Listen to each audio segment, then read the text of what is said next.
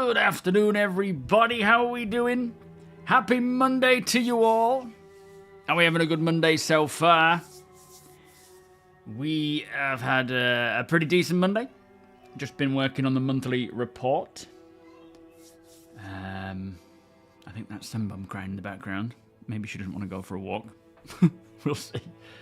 Yeah, so today we're going to run through the monthly report. We're going to look at what 4.1 has to offer. Whether we get time to play or not, I don't know. I don't think so. But we can always play on Wednesday. That might be a better option. Anyway, shall we get started?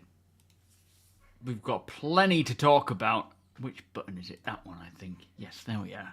07. Welcome. Right, let's see who's here first and foremost. We have JJ Griff, Sandman, Thomas, Mike North. Not Mike North that I know, is it?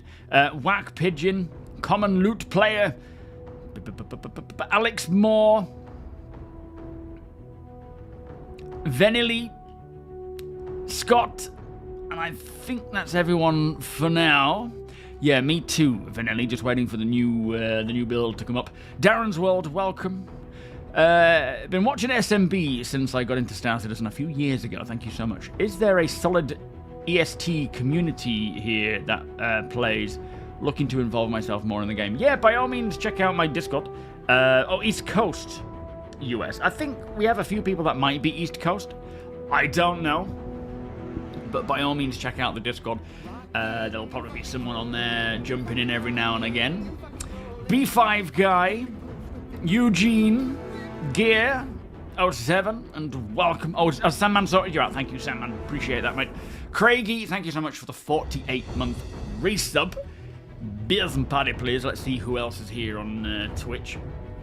We have Rift, we have Ralthon, we have Sandman.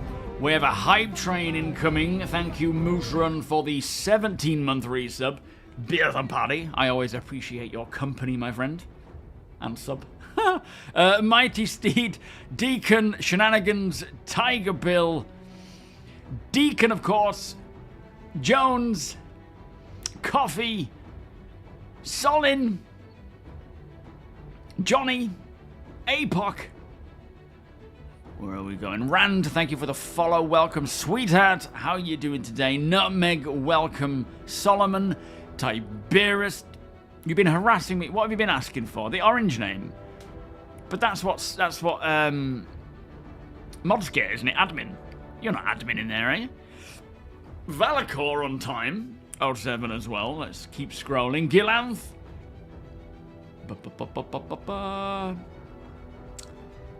Still scrolling. Moose Run. Frood. We're getting there. We're getting to the bottom. Gilanth, thank you so much for the 3-month resub? Yes. I'm not sure. The wording on Twitch is so confusing.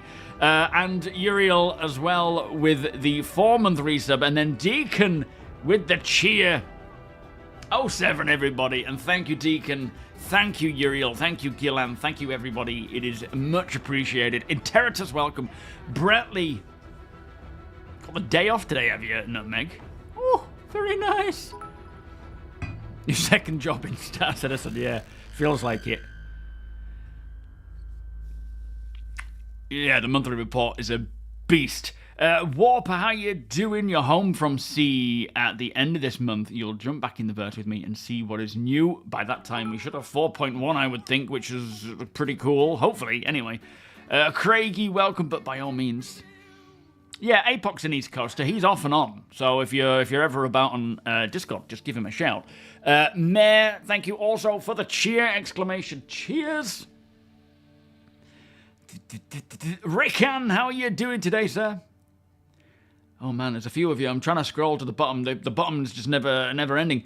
SpaceX Korea. Craigie. If I've not said you already, I can't remember now.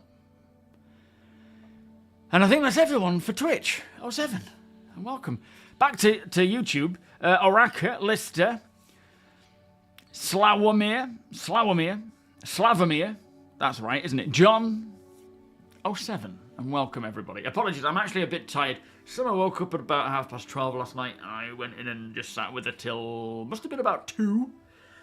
And then I went back to bed, and then she woke up again at 7, so I'm actually a little tired. Shenanigans, thank you so much for the 5 gift subs. Oh, let me get some coffee down me, there we go. Beers and party, exclamation, gift, party bus. In fact, let me do a party bus, because we're already well into a hype train. Level 3 complete there. Right, what am I doing with the sub counter? We need to do the 5, don't we? Yeah, I may be a little slow today when it comes to responding and things, or if I just generally stare in a weird gaze. What is my favourite colour? It actually may be relevant. Green, funnily enough. I actually like green. I think that's my favourite colour. Pleasant colour is green.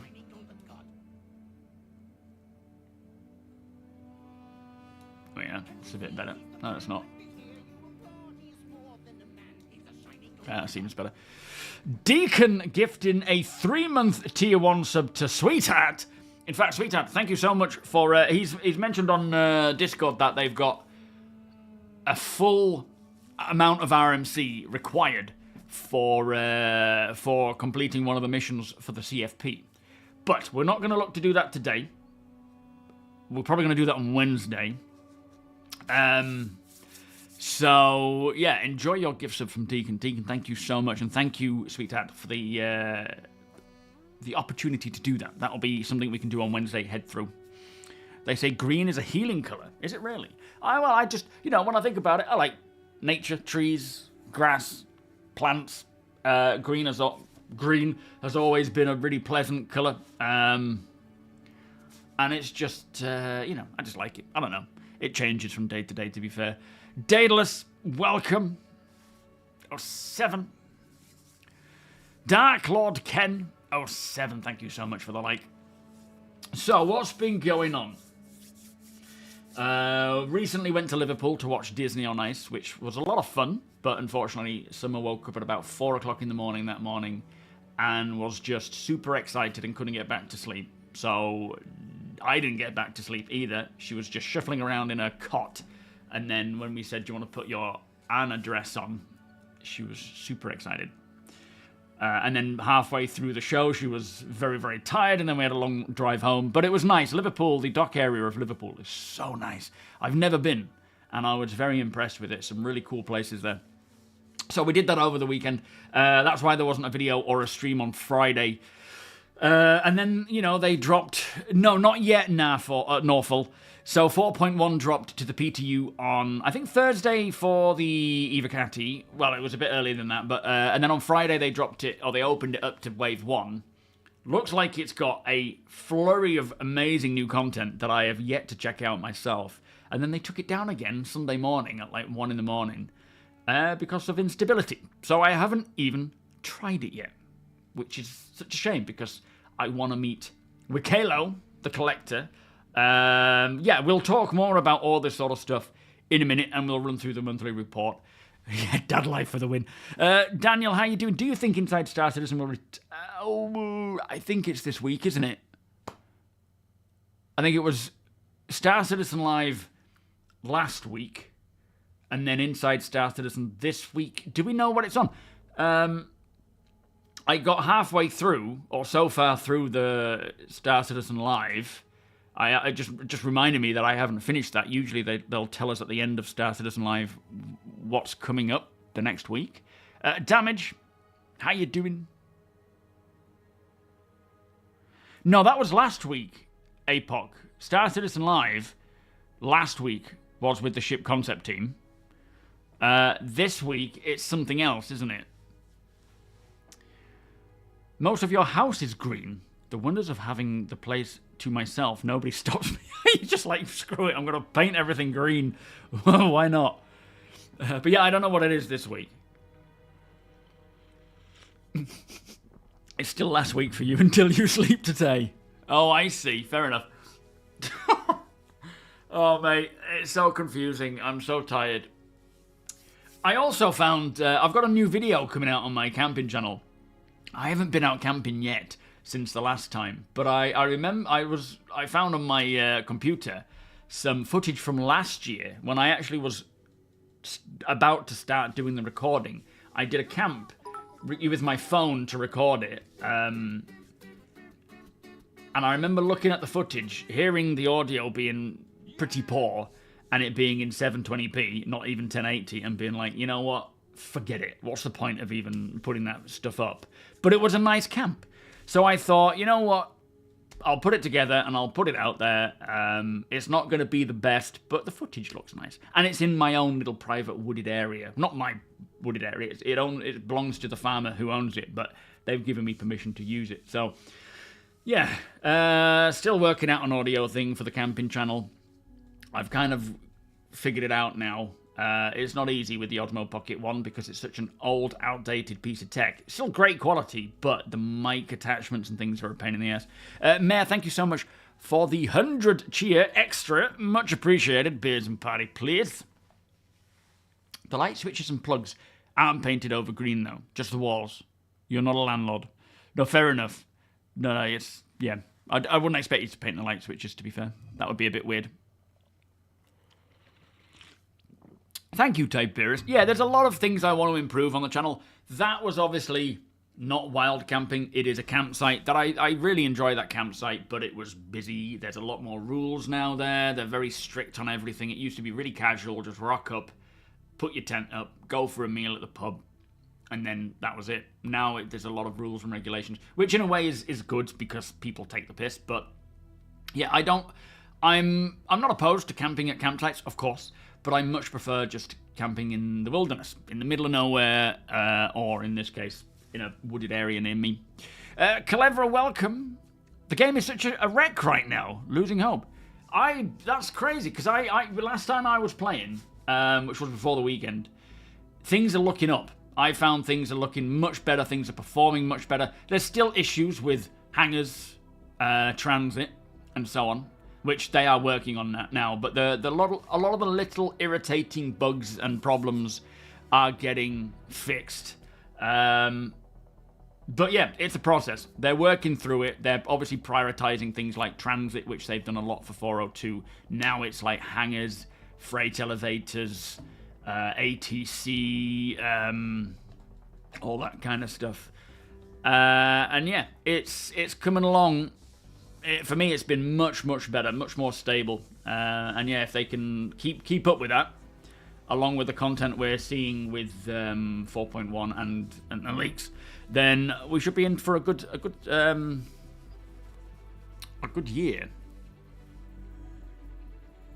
Yeah, so the whole item recovery thing is like tier 0 is obviously a stopgap. It would be better without it, to be, in my opinion. We've never had the ability to reclaim our items, so, you know, as much as people obviously want it, it has a negative impact on one of the core fundamentals, which is loss and, like a sense of loss, of that pressure of wanting to stay alive and not lose your gear. So it's a bit of a shame that the tier 0 is very basic, but it is what it is. It's temporary. It'll pass, and there will be different things in place. And I'm hoping as it kind of matures, more things will come in that make sense, that make it, you know, that don't take away from the core fundamentals of like things like loss and whatnot. But yeah, there's still plenty of places to go with it. It's just tier 0, tier 1, tier 2. As much as I'm not a fan of the current thing, not being able to loot players, it's temporary. It'll go. I just think there's better ways of doing it, you know. Even that will mitigate the duplicating side of things, but we'll see. Shawnigans, welcome. Game run's okay. You've been having the most fun you've had in years. I did take a year break though, so that's probably why. Well, to be fair, over the last year it's been pretty problematic and difficult, so yeah, it is in a much better state right now. Not to say it's perfect by any means, and there's a lot of issues in many areas that still need addressing, but they are getting on with it, and that's what's important. Victoria, how you doing? There are certainly some issues like the back end struggling over the weekend. Hopefully they can reinforce it somehow with 4.1. Yeah, there's plenty more they can do for it. Ruffy, how you doing? Welcome. Yeah, hangers have been an issue for me, Clever. There's a bug right now where if you get pulled out of your hangar for, it says ungracefully, which I've just understood is like when I drove my PTV to the elevator doors area, to the ship spawn area in my hangar, to leave it there so that I can jump in it when I need to go and get things.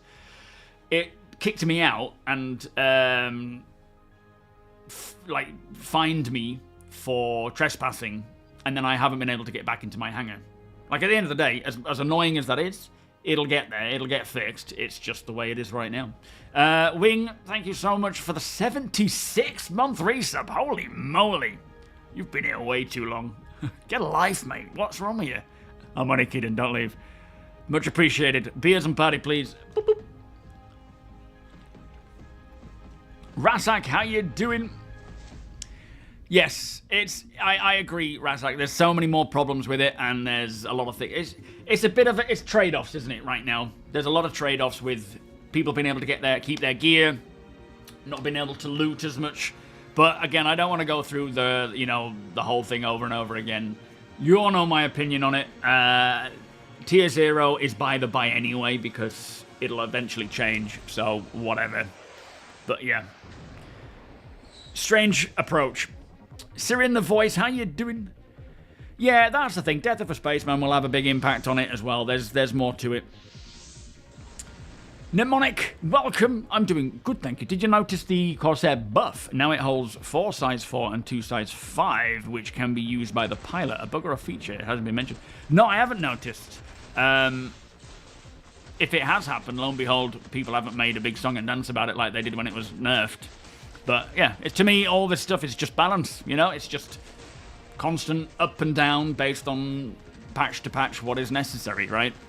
But yeah, it'll all get there eventually. Yeah, I agree. The current live build is pretty good at the moment. What else have we got? Should you equip the Buccaneer spinal mount or not? I would say... is that to have the single size 5 weapon and replace the 2 size, 3 turret mount? I like having a Revenant on the top. That's quite fun. Or whatever the size... Is it size 5? You melted your Spirit and Titan and got a Connie Taurus. Very nice. Really excited by the Valkyrie getting some love. I hope they give the pilot control of the wing turrets. No, I wouldn't think so. I think... So the thing with the Valkyrie is it is a dropship. You are needing support from other players to provide firepower. They're manual-handed turrets on the side, and then you've got the manned turrets with the wing guns as well.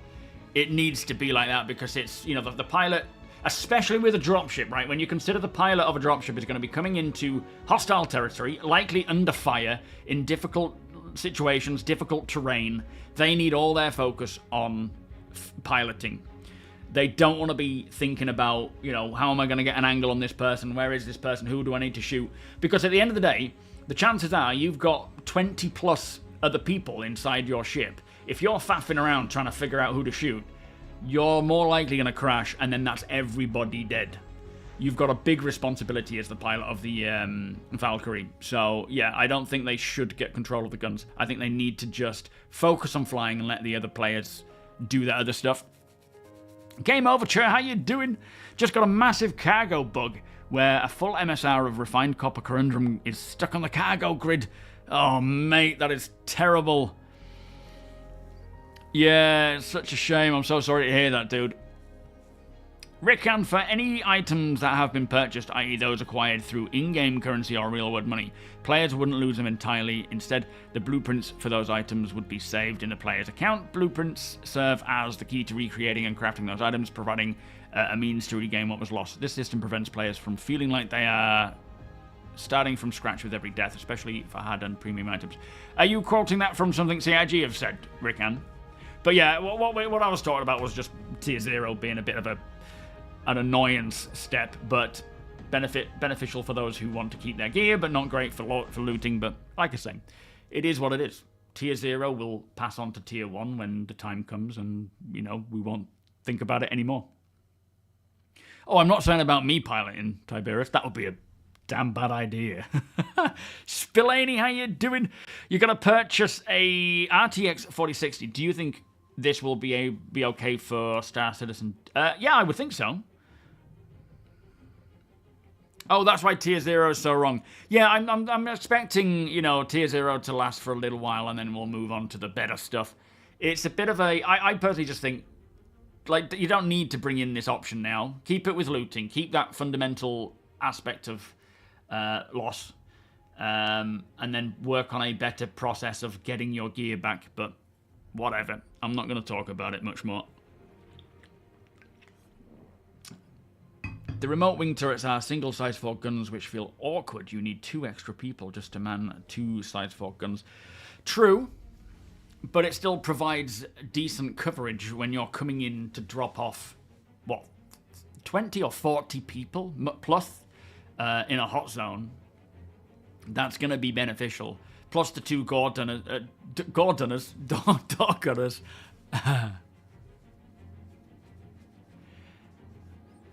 Yeah, obviously everything still needs balancing. No ship or vehicle at all is where it is supposed to be in the final version, right? So wherever they stand right now, don't think that that's it, right? There's way too much yet to come in before they can even finish finalizing the balancing at all. Every ship will be addressed at scale, really. Ubersmith, how you doing? With the cargo locking the grid to... the workaround I've found is to always store the ship manually, let the entire storing process complete, i.e. lift comes back up. Yeah, I must say, I tend to, instead of logging out straight away, I tend to lower the ship first.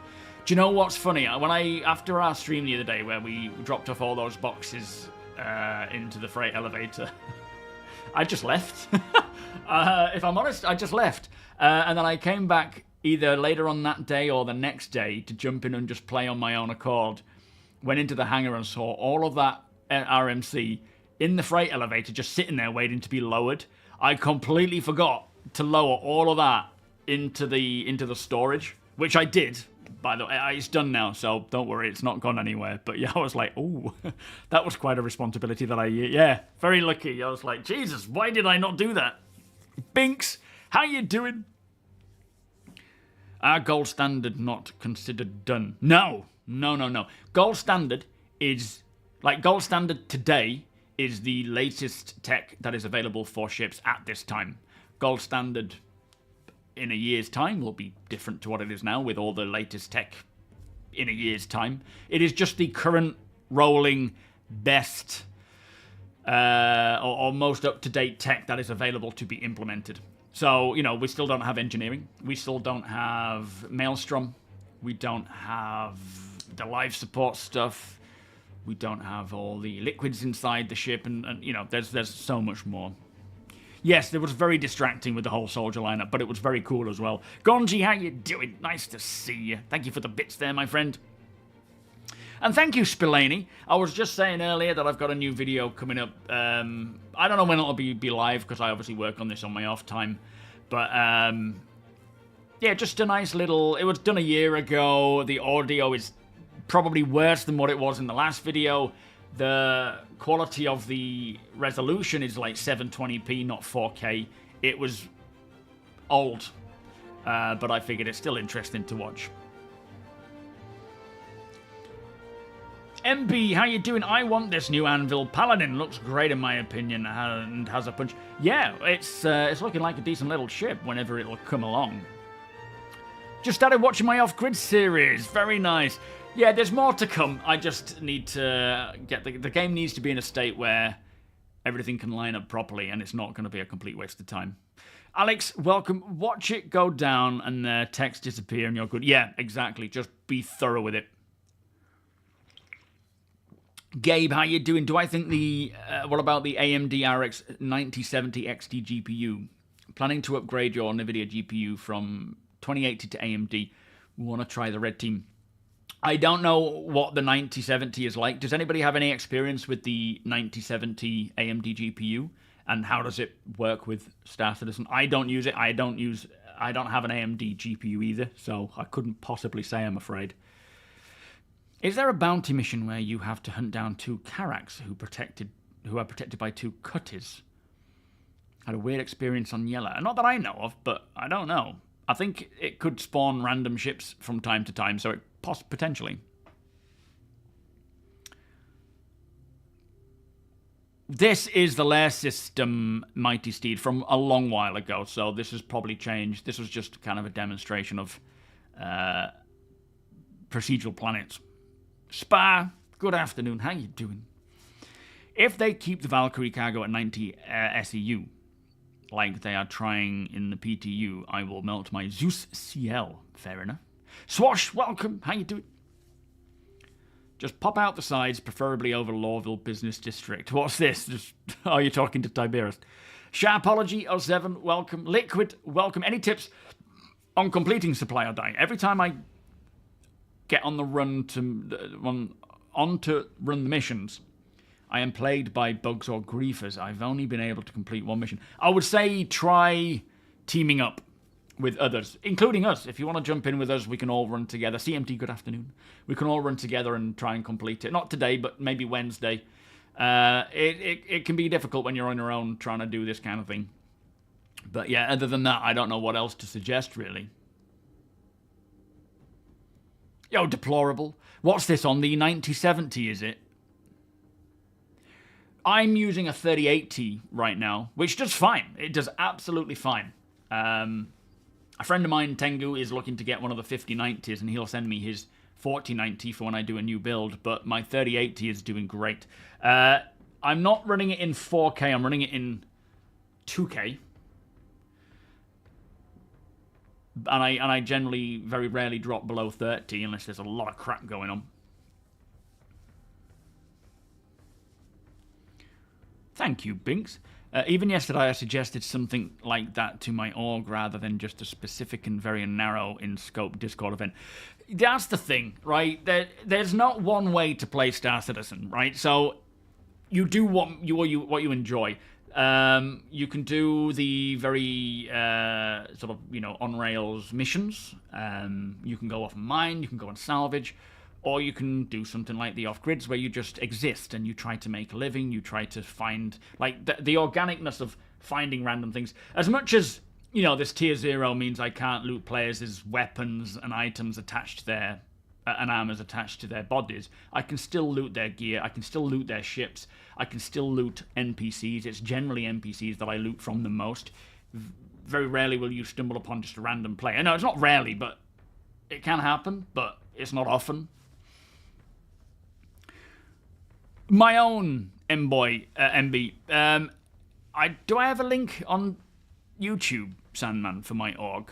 It is the SMBorg, maybe !org. I don't know if I have one up there. I think I do. But you're more than welcome to join in.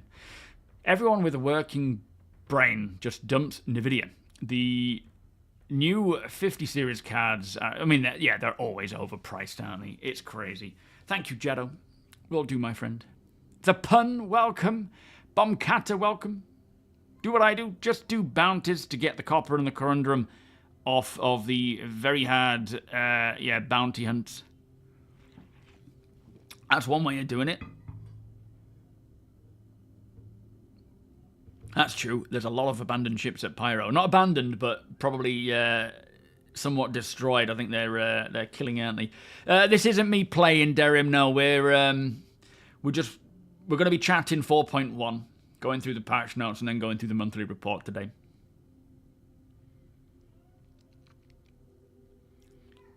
I've not had any issues with my 3080. No, that's the first time I've even heard of any.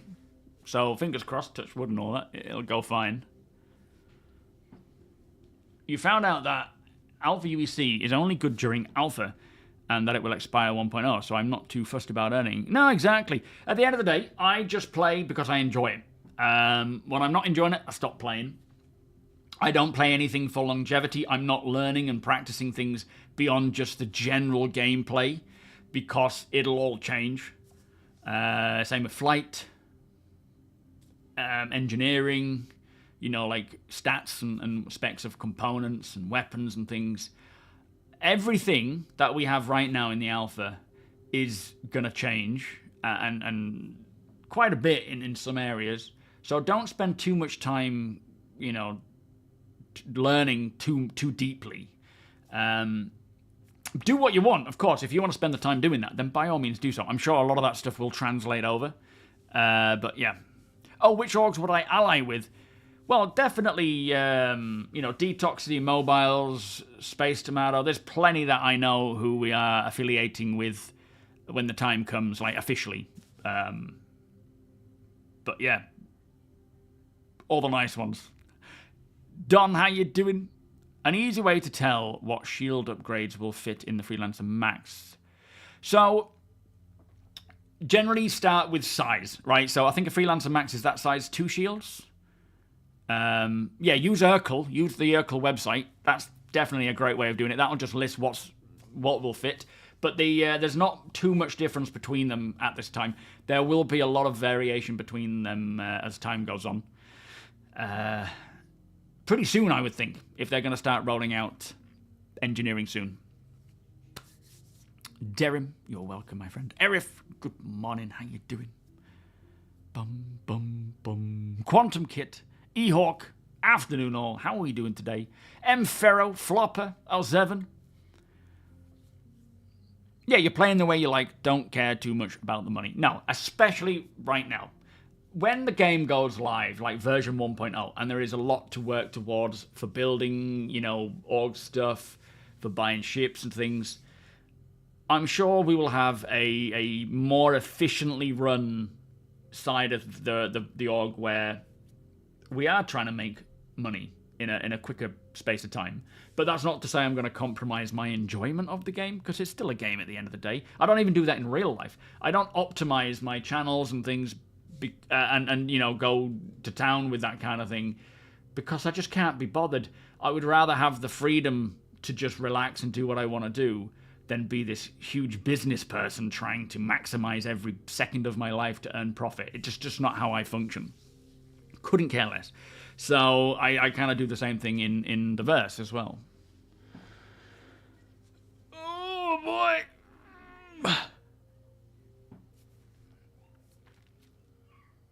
Would a Star Citizen tractor or aperture portal gun be more useful in real life?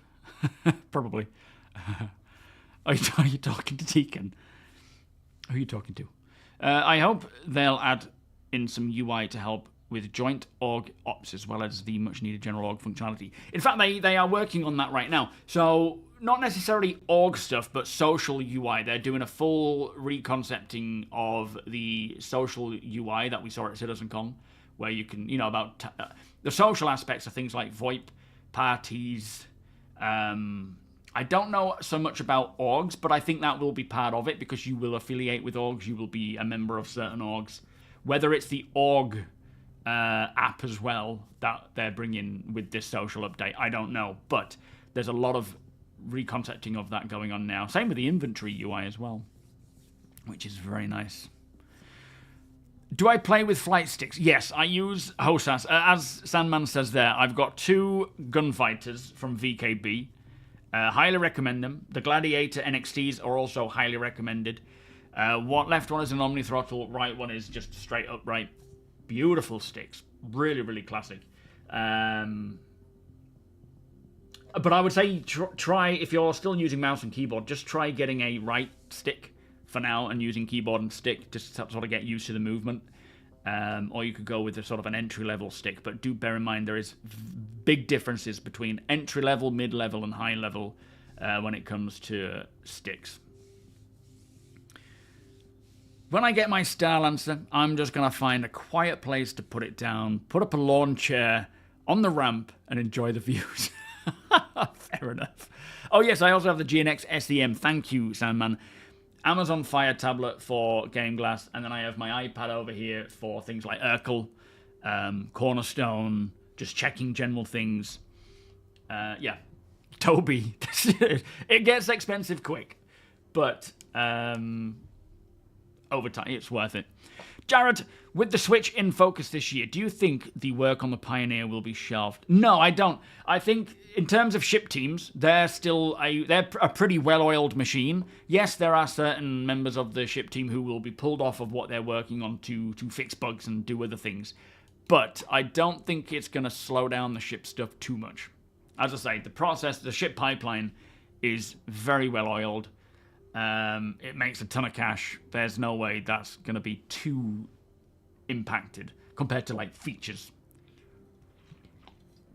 Oh yeah, they'll do a big wipe before 1.0. There'll probably be another one between now and 1.0, but yeah.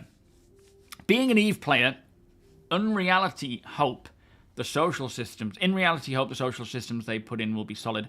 It's really the lifeblood for emergent gameplay.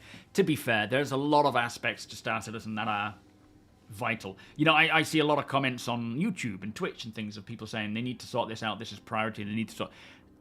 Everyone has, you know, obviously a difference of opinion of what is important and what is key. Yes, the social systems are absolutely vital in Star Citizen. VoIP needs to work properly and so forth.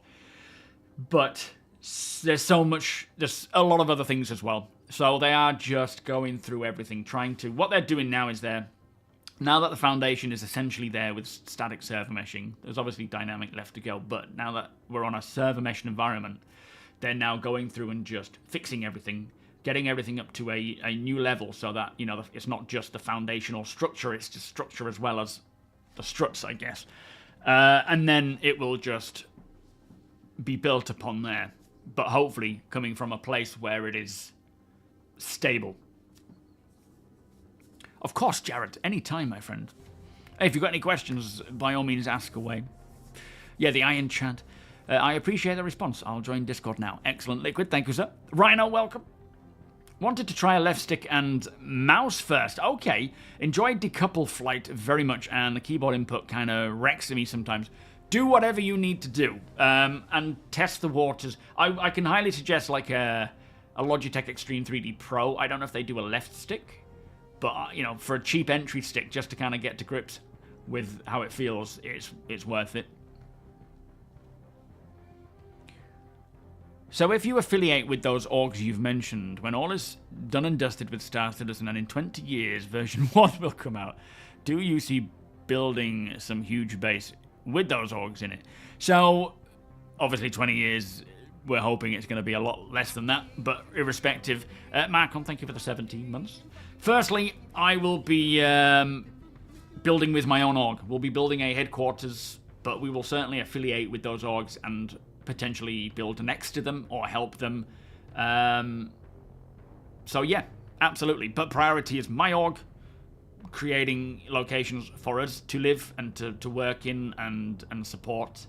My org always comes first for me, of course. But yeah, we'll definitely affiliate with other orgs and help them out and so forth. Dr. Metropolis, how are you doing? Welcome. Have you not seen it? It's a good one.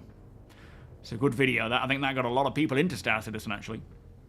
Just posted a video, empty welcome, that will forever change the Star Citizen community. I tried to keep my mouth shut for over a week making this video.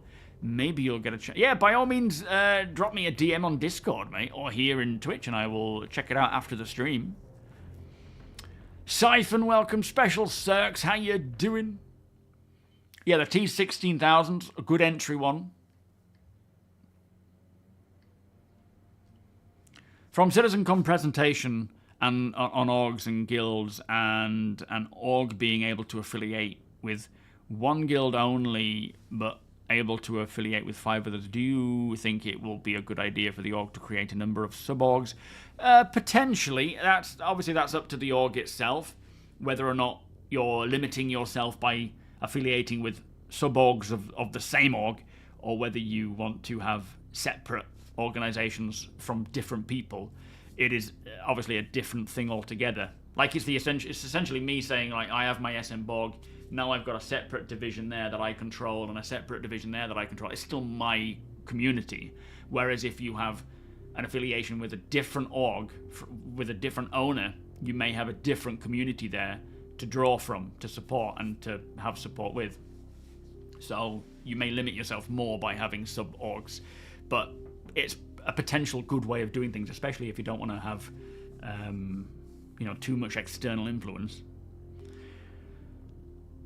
I already have your order for a minimal base for me and my brother. Yeah, yeah, we'll fulfill that, don't worry.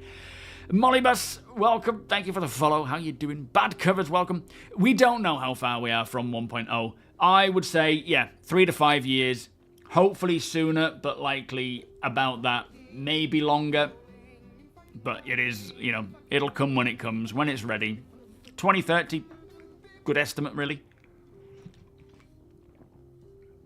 But it's important to note, the only benefit of going to 1.0, not the only benefit, I'm being a bit sort of brief here, but the main benefit of going to 1.0 is everything is permanent. And that's the main thing, right? Nothing is getting wiped. Everything is then forever tracked. Whereas we will be playing a version of 1.0 between now and the release of 1.0, where everything, and hopefully a lot sooner than 1.0's release, we'll be playing Star Citizen where it works, and it's great fun. There are very little bugs, very little problems, and we're having a good time. The only downside is there will be a wipe eventually, so anything you do will be wiped. You only had the right stick VKB Gladiator. Just bought it last month, planning to get the left stick later after I bought a new GPU. Very nice. Priorities, that's the right way of doing it. You're enjoying it as it is now too, but I'm also only playing since January, so my bug tolerance, playing since January, so your bug tolerance is still high. Yeah, it's fine. Hopefully the bugs will be reduced anyway, and that tolerance won't have to scale, you know. British Ghost, how you doing, Tigo? Boo. Boo to you, sir. I'm looking forward to the keep stuff on death update. Fair enough. If that's the thing. This whole tier 0 implementation is somewhat divisional in terms of people who have been dying to keep hold of their gear and take out their sub gear and so forth versus people who just love to loot. At the end of the day, there's always going to be an issue with tier 0 stuff, but it'll get there. Figuin, welcome. Vanin, welcome. 07, guys. How you doing? Deadlock, thank you so much for the beers and party, by the way. 12-month resub, much appreciated. And Empty, thank you. Link received. Oh, I don't know if it's the link. I haven't clicked it, but thank you for the message there, mate. Dendra, Devil's Bed, welcome, guys. 07.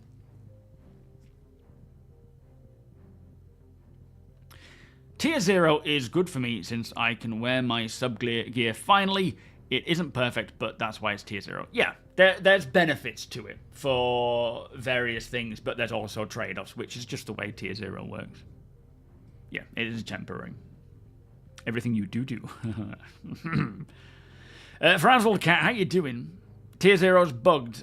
Well, it doesn't surprise me.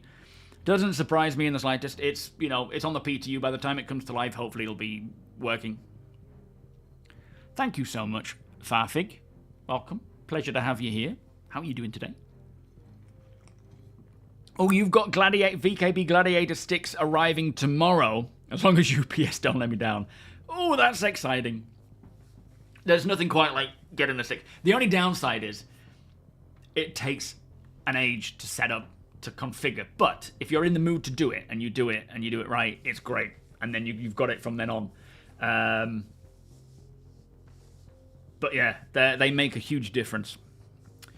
Dean, how you doing? You have a keyboard and joystick, and after a while of pressing the I key, after a while of playing, when I press I, i.e. F, on the keyboard, or change view, the ship boosts forwards. No, I haven't had that issue, but do check your key bindings and just see, you can flick through them and unbind what may be inaccurately bound. Kevsky, how you doing? You're YouTubing today, are you, mate? Does that mean you're at work? How you doing today? Shield, welcome. Yeah, I had a great weekend, thank you. Tiring, but happy to be home and cracking on with this. Xantharian, welcome. Yeah, 5 years. Well, I suspect we'll get to the point where we can see a 1.0 version in 3 years, for example, but there will be a lot of optimizing, bug fixing, polishing, and so forth. Any idea what kind of leveling system we will have, if anything? No, so technically, aside from reputation, which is just built on, what you do for other people and how well you do that, there is no, bear with me because this is a bit of a caveat here. There is no like leveling system. It is a skill-based game. If you're good at something, you're good at it. If you're not, you need to practice. You need to get better. It is a way of rewarding players who practice certain things, and they can charge a premium. But that said, there is a passive skill system where, let's say, for example, you're doing a lot of running, your cardiovascular will increase and you'll be able to run for further distances, for example, before getting tired. If you are doing a lot of lifting of things like this, then you might become a little stronger and lift heavier things. I don't know. But there is a passive skill system that is your character building up that will go up and down in terms of like buffs and debuffs just based on what you're doing day to day. But essentially, Star Citizen is skill based, and it is all about your understanding, your experience, your knowledge, and your ability to do things. Drakefield, how you doing? Welcome. Zania, welcome also. Anyone know troubleshooting for stuck containers on ship grids? I think that might be an issue where did you use auto unloading? I don't think there's a workaround for that, is there? Oh, Daniel C, thank you so much for becoming a patron, by the way. Exclamation beers and party, please. Are you here? That's very kind of you. Kenneth 07, welcome. Hawk Zulu, welcome. Yeah, the new VKB throttle does look kind of cool. Really does.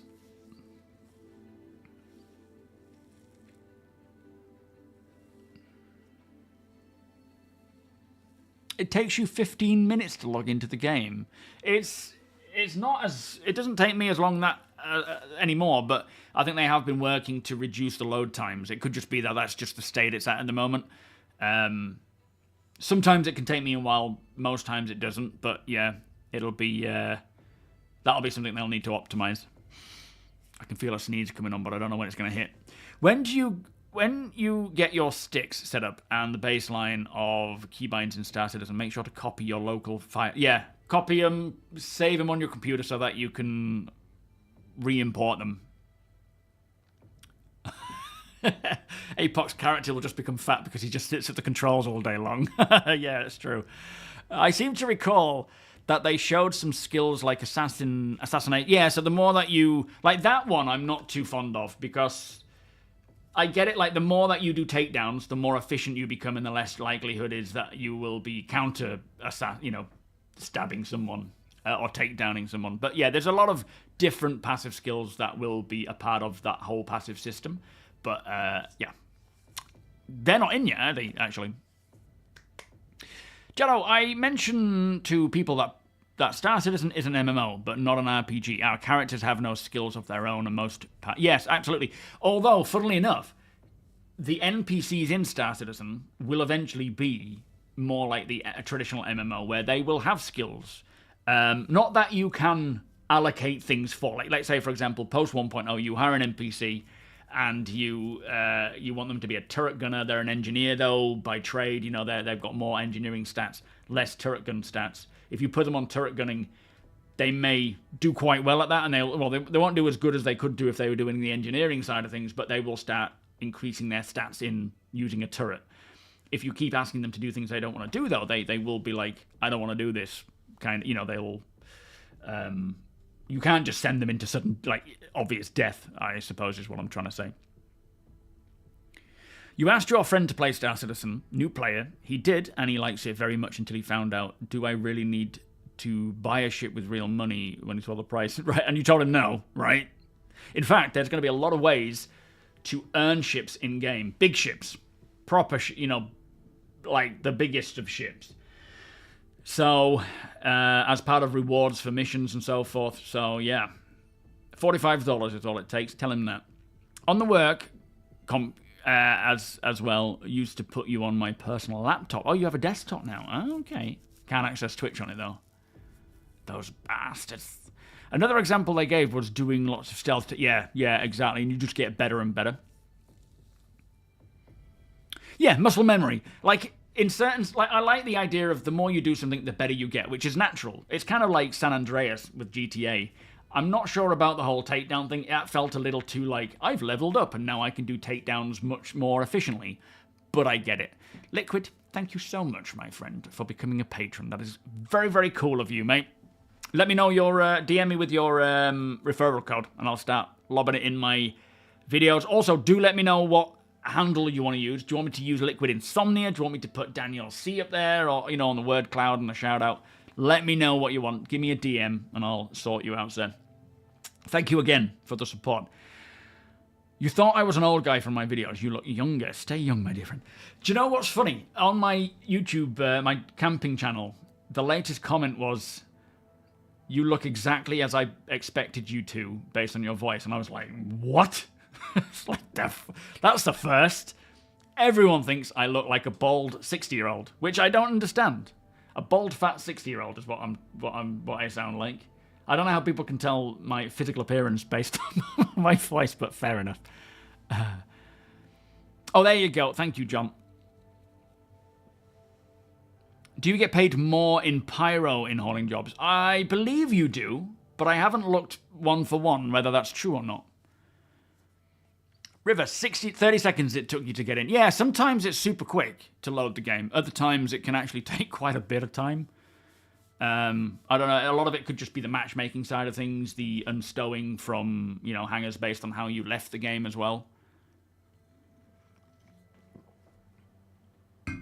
Yeah, skills, character growth. You're not going to be in this, which I'm really happy about, because that's something that always gets me down about games, is you're not going to be in this skill tree where you're allocating points because you might want to be better at this or better at that. Like, as much as that's cool and a lot of people like that, I don't. It's too much micromanagement, which just annoys me, because I'm like, well, I would rather just, if I'm capable and I've practiced enough, I would like to be able to just do it. Like, take the logical approach, figure things out. But yeah, thankfully Star Citizen doesn't have that. And we're not going to be able to allocate points. I've been running a lot. Do you want to have better cardio or run longer or run faster? It's not going to be like that. It's just based on what you're doing. They'll passively increase or decrease if you stop doing it. I think the skills should go down with time. Yes, they do. Yeah, so if you stop running and sit around doing nothing, you will lose that cardio buff. That's exactly how it's going to work.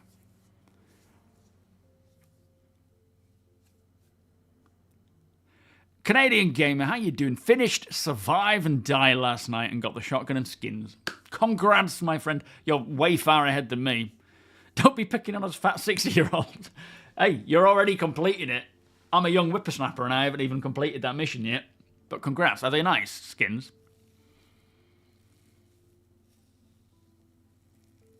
Two more Bajani trips and it's time to buy the Starlancer. Now, where do I get that lawn chair? If you're going to put it on the ramp, you'll be facing downwards though, won't you? We'll try and catch up with chat. Oh boy. Commander Vex, welcome. Evo Caddy, welcome. Oh, 7.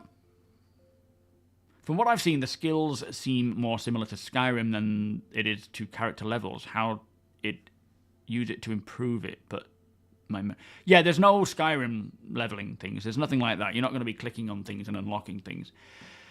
That is the beauty, is if you don't have to buy anything past the starter pack. Yeah, absolutely. Like I say, there are missions coming in where you can earn things. Of course, to get the biggest, best things, you're going to have to put some work in, but it's still possible. Yes, as Apoc says, there is a way to earn the Polaris in-game. So essentially, $45 package. You could, if you find a way, you could do it and literally earn the Polaris in game. Not to mention many other ships. How are the new upgrades for ships meant to work from a Banu mission giver? What do you mean? Do you mean like as in earning and unlocking the ships? So essentially, again, remember, alpha, it'll all get wiped, but the idea being is that for the duration that you're playing, until there's a wipe, I would say, you will be able to earn these, complete these missions and get rewarded with a ship. And then that is on your account for the time being until it gets wiped. But then when it's, post 1.0, you can do it all again. This is the trade-off of playing an alpha. You don't have to. Sometimes, for some people, I don't recommend it, but, it's still fun. I presume I presently have 2 ships and 1 vehicle on my account. The rest I will buy with AUEC. And rightfully so. At the end of the day, You can spend as much as you want supporting the project, unlocking these, like buying these ships so that you have them available whenever you want them, but you don't have to. And there's a reason why I have 3 starter accounts, like 0 to hero accounts. I have one for YouTube, one for Twitch, and one personal, because I like that. I like grinding and not having access to everything immediately all the time. My main account, because I've been doing this for years, has a huge fleet, not to mention my org has pretty much every ship multiple times, and I enjoy that kind of gameplay, but I also enjoy that very basic, I have literally just the clothes on my back and everything else I will find in-game. There's a lot of fun in that. The downside is, again, we're playing an alpha, so you are having to reset everything. It can be a lot of a struggle if you hit a bug. All that effort is gone, so yeah. Next camping video should be, yes, I'm going to the Appalachian Blue Ridge Mountain. I'll be there on Thursday. I'm only joking. Now, there's a new video in the works right now. I found some footage that I had from last year that I'm putting together, but I am planning on a new camp at the end of this month. I'm just trying to get a audio issue, you know, getting the audio sorted for my Osmo Pocket 1. It's quite difficult because it's an old device, but it saved me a few £100 having to buy an actual device to record with, so I'm going to stick to it for now. Board Gamer, thank you so much for the raid, my friend, exclamation DEF. How are you doing today? Sure thing. Thank you so much. Have a great evening, my friend. Hope you're doing well. Sketch Therapy, welcome. Can we get a shout out to Board Gamer, please? I mean, I'm sure you all know who he is, and hopefully you all follow him as well. Oh man, I'm missing so many comments. I am not keeping up at all. I do apologize. If you've said something and you want me to read it, just post it again. I will get to it. Homelock, welcome. Always lock your homes. How you doing? Especially now. Where are we? I've allocated points to heavy freighters and crusader ships. 63 more days, and I will have my Hercules pilot's license and can fly one in Star Citizen was EVE Online style. Is this your own sort of point system then, in terms of whether you feel capable or not? The skins aren't for me, but some others might like them. I'm more the skins for the frontier fighters. Ah, fair enough. Yeah, I'm not always a big fan of the skins that we have. Some people like them, some people don't. That's just the way it goes. It's fine. Can you put an update video on so that we can see what's next? I don't actually have an update video yet, but I will be running through it. I'll be talking about it, and whatever's in the background is in the background. But yeah, we should be seeing another 4.0 patch tonight. It got taken down because of instability, but it should be coming back up again, hopefully today. And then I'll work on another video talking about what's coming for Wednesday. Shoggy, thank you so much for the 3-month resubscription. Beers and party, please. How are you doing? T'Challa, welcome. Best patch ever. What, 4.1?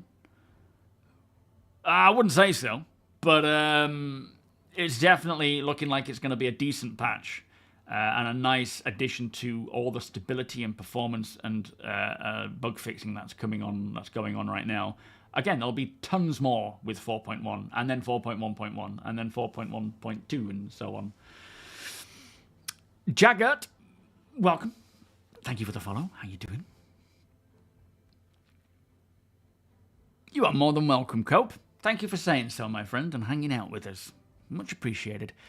801721999. Sounds like an old telephone number, that. I hear that the Valk gets a cargo upgrade. No anymore. No, actually, the first time I heard about that was someone in my chat just today telling me that it was getting an upgrade to 90 as opposed to, what was it, 72 or something. Again, we will see as time goes on every single ship getting updates in various areas and stats and specs, including SEU in some cases. But it was 28 and now it's 90. Flipping heck.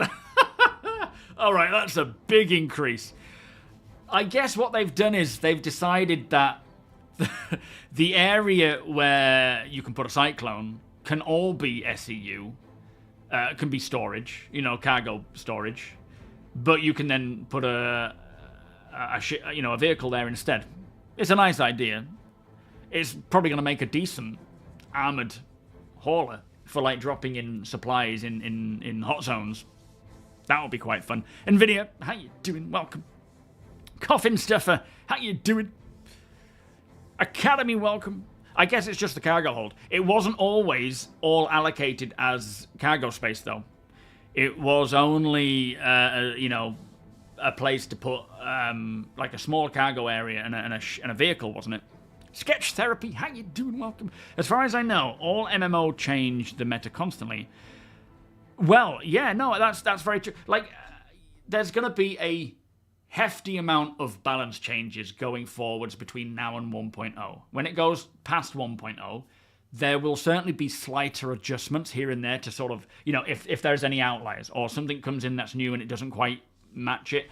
Hopefully, there won't be anything that is OP or underpowered when it goes past 1.0. They'll have the time. Sorry, I'm just got a really tickly nose. They'll have time to actually fix it all up. Because it's quite detrimental in a game where, you know, we've got all this longevity and so forth, where if something is off by a little bit and someone dies to it, it's obviously a problem. But, as with any game, there is a lot of balance and optimizations post-release. But yeah, hopefully not as much. Better than the tally for armoured cargo hauling. Yeah, yeah. I mean, obviously we've got different ships there, but still, yeah. LT Winter, how you doing? You spent Sunday driving around without being able to quantum travel.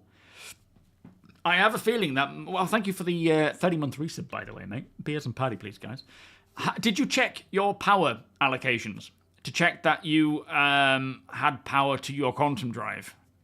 I'm assuming you were in nav mode and not SEM, because sometimes there's a lot of issues with the power allocation screen right now with engineering. Not that we have engineering, but this is why the problem's existing.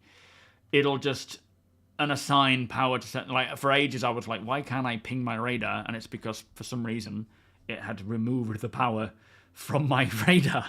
It's like, why did you do that? Put it back.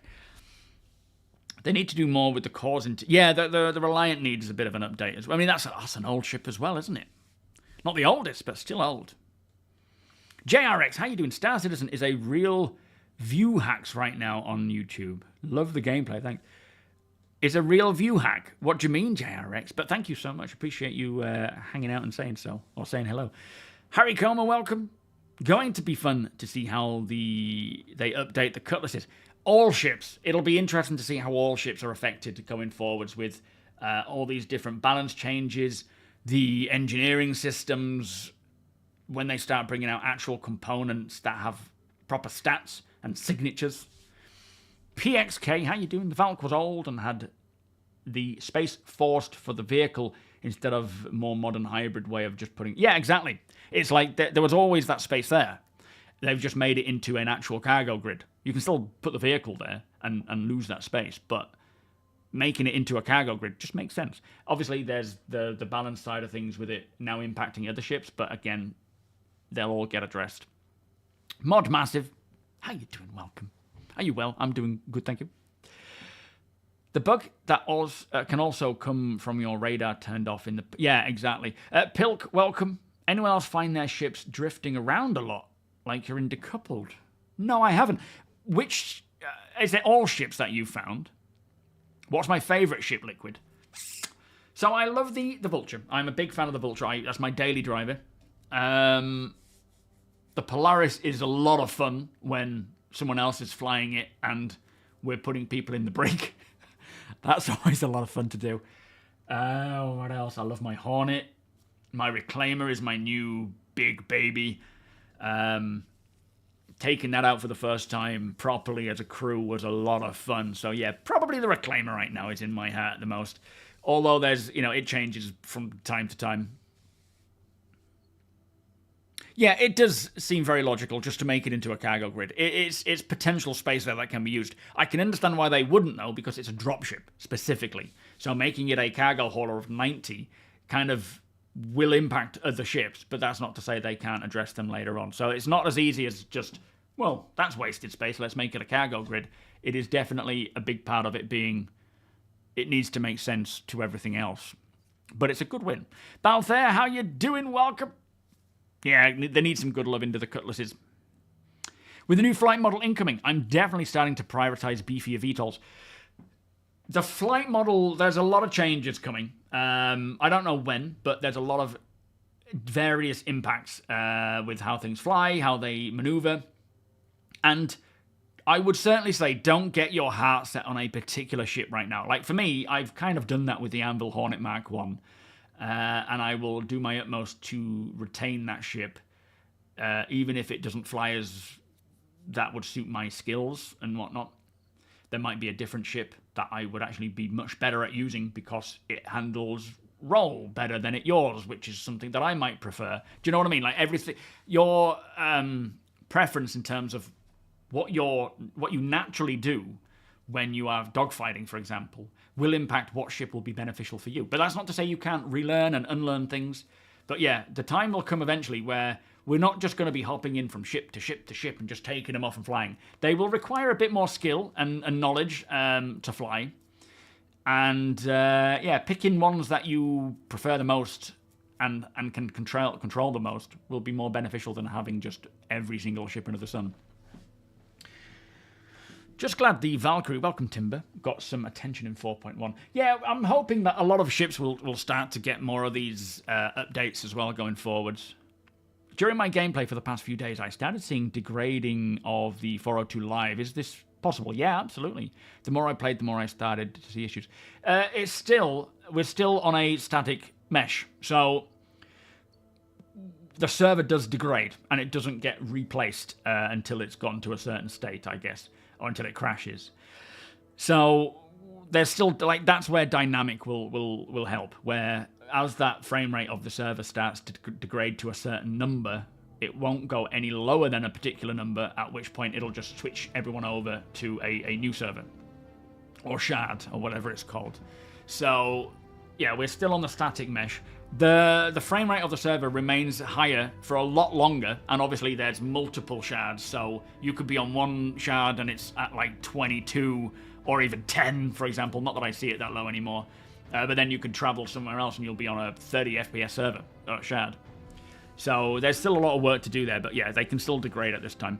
Dave, how you doing? What's up? You saw a video of someone testing Theatres of War. Is it just a map being added to Arena Commander, or did they actually do a test race? I don't know. I think it might just be a map. Is it the Astor Clearing one? It could be that they're bringing back Theatres of War, but I don't think so. I think their priority is just using those assets in 4.1 as points of interest, rather than let's bring Theatres of War back. So I don't know, but yeah. A Terrapin. Yeah, always a Terrapin, absolutely. Do you think that the new Caterpillar cargo doors will make it over the... Hang on. Will make it over to the Carrack doors? Yes, eventually. I don't know at which point. Hopefully, now that they've got that working with the Caterpillar, which isn't ideal because it still goes whoop. Ideally, it would just raise them up and allow people to move them in, and then it'll tip up. But yeah, there's still a lot more to do there. But all of this progress, you know, now they've got modularity and things capable. What's it called with the ship states? I can't remember what they call it, which allows things like those doors to work. We will start to see more ships get attention like that, but whether it's the Carrack next or something else, I don't know. Galvosity, welcome. I had some serious issues with ships drifting the other day, because it caused me to crash a few times. I wonder what it is. I wonder if it's related to things like thrusters and not getting power to thrusters because of the dodginess with, you know, the power allocation. Thank you, Tomato King. How you doing, by the way? Yeah, one shard has many servers. Okay, I was doing it the other way around. I thought they were adding Theatres of War to the PU. No, not necessarily. It's, at the end of the day, the Theatres of War sort of, you know, combined arms scenario is something that will naturally occur in the PU at various moments based on, you know, it's like a rush mode, isn't it, where it's kind of the same thing, I suppose. So, yeah, you got a good point there. But it's not going to be like a timed, scripted event like it would be in a Battlefield game or in Arena Commander. It is more of an open-ended, and anything can happen in-game. So, yeah, that's kind of cool, really. Hopefully 4.1 has the cargo doors of the Carrack fully open. Maybe. If it's not right now, it's hard to say, but you never know. Welcome, by the way, Jake.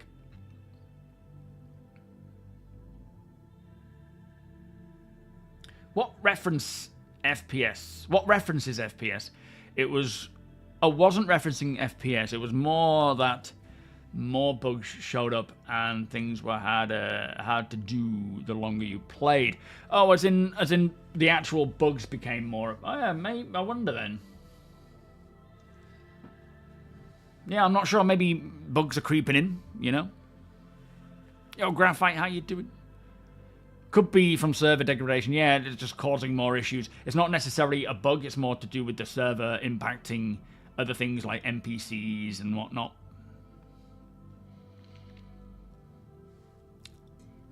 Crashing is basically free now. So anyone can fly any ship without consequences. Would you let a new pilot an expensive ship if crashing is meant... if crashing it meant it's a real burden on the org?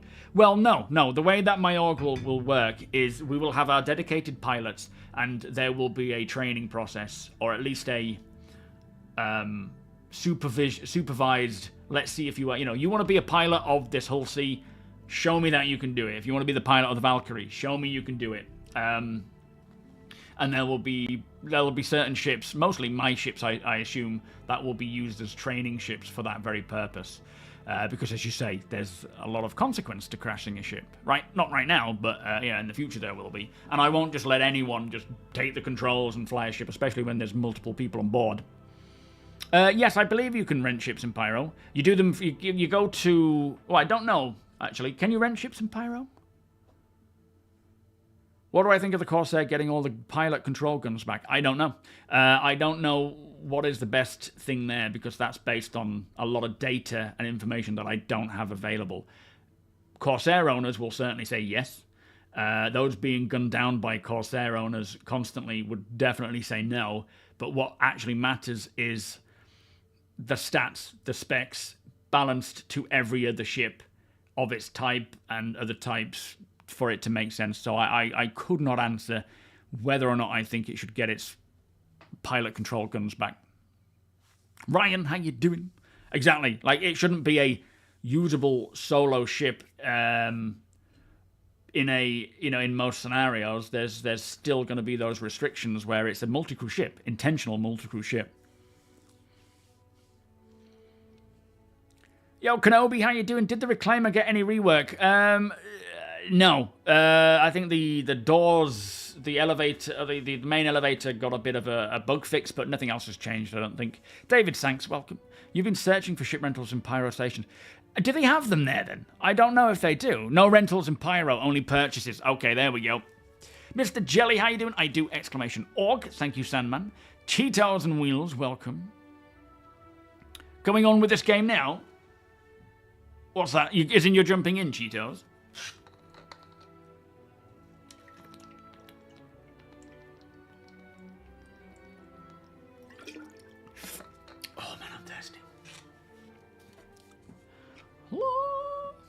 That wasn't quite the right key.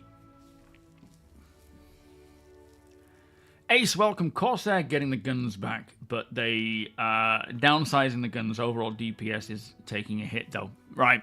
I mean, at the end of the day, DPS and that kind of stuff, when we have Maelstrom penetration, engineering, there's going to be a whole rebalancing for that as well.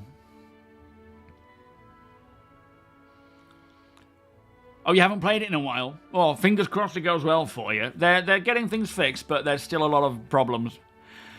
Thanks for the updates and new VKB thruster control. Have a good one, guys. And you, Farfig, thank you so much for joining us, mate. We'll catch you next time. Right, let's just take a look at the patch notes for 4.1. Now, this was an old patch from last week. It has been taken down since because of problems. Instability, I think it was. Jopti, welcome, by the way. So, yeah, there's still a lot of... Whatever the problem was, hopefully they can rectify it and get it fixed before today, because I assume 4.1 will come back today. But there is a lot of stuff going on in this build. Firstly, there's a lot of FPS mining and ground vehicle mining updates. They're separating the two. They told us about this at CitizenCon, where they're you know, FPS mining will have specific minables. Ground vehicle mining will have specific minerals, and then obviously ship mining will also have specific minerals, which plays nicely into not just, you know, taking one, like a rock to go and mine. You can kind of it'll give more purpose to doing a specific activity for various reasons. So when crafting comes along, or building and trade and the economy starts opening up, having to go and get certain things may require you to do something versus something else, which is really cool. And there is a lot of variation to them now as well. They've kind of been broken down into easy, medium, hard, with some other alterations there. But again, it's a skill-based game. So if you spend time mining, or if you're just naturally good at it, you can go for a difficult mineable and get it. It's not saying that, you know, you need to be level 10 to be able to mine this particular thing like Janelite. It's just essentially saying, overall, on average, people will find it super easy to mine this, but pretty difficult to mine this. Any news on MMO-style party and comms presented at CitizenCon? Yes, they are working on a UI. I think they're doing a concept pass on the UI for the social side of things, which includes things like partying, hopefully VoIP as well, and improving VoIP. That was more of a bug fix thing with VoIP rather than concept. But UI are working on the new screens that we will see for the social aspects. We will get to that in the monthly report, in fact, which is good news because, yeah, we need a lot more refinement there. Yo, Opeth, how you doing? What would you suggest for fighters small, medium, and large? I mean, at this time, I don't know what the current meta is. Are we talking like end goal or as it stands today? Personally, I would go Hornet Mark IIs for most. Light fighter. I don't know what the current meta is. Is it still the Arrow, or has that moved on now? For larger ships, the Constellations are kind of like missile horse, so they're a decent one to choose. Not without their own problems, because it's an old ship, but yeah, they're a decent one. But yeah, I don't know, personally, because I don't do a lot of looking at stats and things to find out what the best one is at this time. So yeah, I'm probably the wrong person to ask there, Canadian Gamer. It was probably them adding the map to AC. I don't have time to download. Yeah, what's that? Sorry.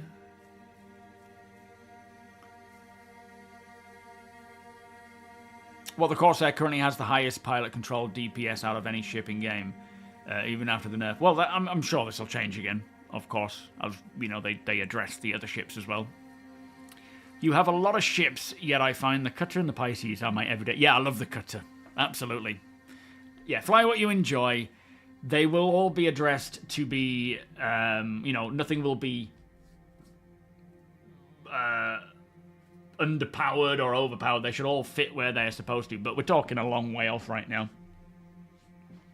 Yeah, reject pursuing the meta. Fly what you think looks cool and what you enjoy. That said, the Buccaneers are a pretty hefty beast, so that's always a good one to take against murder hobos. They don't know what to do with you. They're like, oh, it's so much firepower. So with ground vehicles, no longer with a ground vehicle will you be able to mine Aphorite, Dolomite, or Hadanite. You will be mining the easy one, being Beradon, which is essentially what Aphorite was. Now it's Beradon. There's Glaucosite, which is for glaucoma. I'm only kidding. Glaucosite is a medium beginner mineral, and then Fainmaline was a hard beginner mineable, and then there's a new one, a redacted one, which is a medium expert mineable. Now, bear in mind, this is just the latest resources and minables that they've brought in. There will be many more as time goes on, all different to different locations, some of them found everywhere else. Nightingale, thank you, Matt. I don't think I'm there yet, dude. Oh, I am. 70,000 subscribers. Thank you so much, guys. Beers and party. You knew before I did. Party bus. There you go. If you want to see, there's my YouTube. Thank you so much. 70,000. That's phenomenal. Plenty of ships to give away, which we'll be doing on YouTube soon. And I'll be figuring out how to do giveaways here as well for YouTube Live. But that's very cool. Thank you for letting me know. How difficult should the Polaris be to fly solo? I think it should be essentially impossible. Now, technically not. You should be able to fly it because it just takes a pilot to move the ship, right? So technically, you can pilot the Polaris, you can put thrust on, you can go forwards. So one person to fly it. But your effectiveness obviously will increase the more you have on board. And then if you'll with engineering, you may run into trouble down the line. If you get attacked, you will have no way of really defending yourself. Fires might break out, components might break, you might get boarded, and all sorts of stuff. All sorts of problems can come on if you are just on your own. It's not to say it's impossible, you can still do it, but I wouldn't recommend it or advise it, especially if you want to keep it, right? Nightingale, how you doing, by the way, mate? I know you are. I know you are, sir. You've been here since the beginning. Oh, part of the furniture now, sir. How are things, anyway? Are you well? I hate seeing people solo the Polaris. It doesn't help that it has those automated guns. Well, the PDCs. Well, essentially, they are very useful for defending against missiles. Technically, a light fighter or a fighter shouldn't be able to solo a Polaris. It's right now there's bugs that allow that to happen. That shouldn't happen. But yeah, the PDCs are more like fly swatters. They're not necessarily going to be taking on other fleets on your own with a Polaris. You dropped me a DM with the info you asked for. Thank you so much, Liquid. Nightingale, thank you so much for the. What is it? What do they call it? A super. Thank you so much for the super. Here is to 140,000. Yeah, let's double it. Hopefully we'll see 100,000 this year. That would be cool, but that would need a lot more from CIG. My subscriber rate depends a lot on the state of the game. Thank you, Liquid. Much appreciated, mate. Cybin, how you doing, Rift? Welcome, guys. Yeah, next to impossible to combat, vaguely possible out of combat. Absolutely. Good thing about Star Citizen is no matter what your loop is, somewhere on YouTube there's a video about the latest meta. Yeah, and I'm hoping that they will get to the point where they can remove meta. That's their intention. Whether it's possible or not is obviously, we can argue all day about whether it is or not. I think it is possible where they go to physicalize everything. There should no longer be health pools that really make a difference. So, yeah, we'll see. So I will put my mind to it. Find and mine unobtainium. Let me know how you get on, Binks. I'll see you in the next... Never. Right, so FPS minables. We have Aphorite, as always, which is the easy beginner. Dolovine, the medium beginner. Hadanite, the hard beginner. Janelite, the medium expert, which is very rare, difficult to find. And then there are 3 redacted new minerals... minables by hand, 2 of which are medium professional minables, and 1 being a medium expert minable. So there's a lot of areas there to slot in new minables. Like we've got easy beginner, medium beginner, hard beginner, and then medium expert for ground vehicles. There's easy medium, I guess, or I don't know. But there's a lot of other areas there, and we'll see maybe more easy beginner minables, medium beginner minables. Also, the ground vehicles, the Rock, the only current mining ground vehicle we have. There are 4 new dedicated mining heads, or 4 dedicated mining heads, maybe including the one that we already have, that you can buy, you can swap out, each with their own benefits like instability reduction, resistance reduction, and so on and so forth. Like we see, they're basically bringing it up to snuff with ship mining, which is great. It just pushes more of that depth to mining in other ways. No, they don't hit PDC. They don't hit people. They're the PDCs. I don't think they target players. In my opinion, you will never get rid of meta. Well, that's it. There's always going to be this. It's a really difficult one to address. Again, I don't want to spend too much time going into this whole they can, they can't. There will be a meta which is like this ship maybe with this loadout against this ship that has this loadout. But when there's so much variation to a ship, like its components, its armor, its weaponry, its shields, you know, who's on board, how many are on board, what it's set up for, what its power allocation is set up for. There's too many variables for any meta to really make a difference. Because you could come up against one person and, look behold, you have the perfect meta for taking that person on. But the next person you come across won't have the exact same setup. And that's where I think the meta will just not work. And it is all based on picking the right tools for the right job based on the information you have at the time. Like, for example, a lot of this, like what I want to start doing in the verse is, for these sorts of events, like going to these ground mining facilities, Hathor things, is doing a bit of a recce first and seeing who is there, how many there are, what weapons they're using, whether they have ground vehicles, whether they have turrets, and then determining what's the best equipment to take in. Now, a lot of this is long-winded, and most people are like, nah, I'll just rock in with whatever, drop a bomb, I'm going to min-max it as much as possible, and that's fine, you can do that. But as we start moving on with things like Death of a Spaceman and, you know, that kind of stuff, and persistence, you're going to want to spend time really thinking about who you're coming up against. And a lot of these small ships, like the Gladiator, for example, or the Eclipse, they're not going to be daily drivers. You're not going to be like, I'm going to fly around today in my Eclipse and do some missions. You're going to want to take that out for a specific reason and then bring it back again. And that will be shown in its stats, its specs, its range.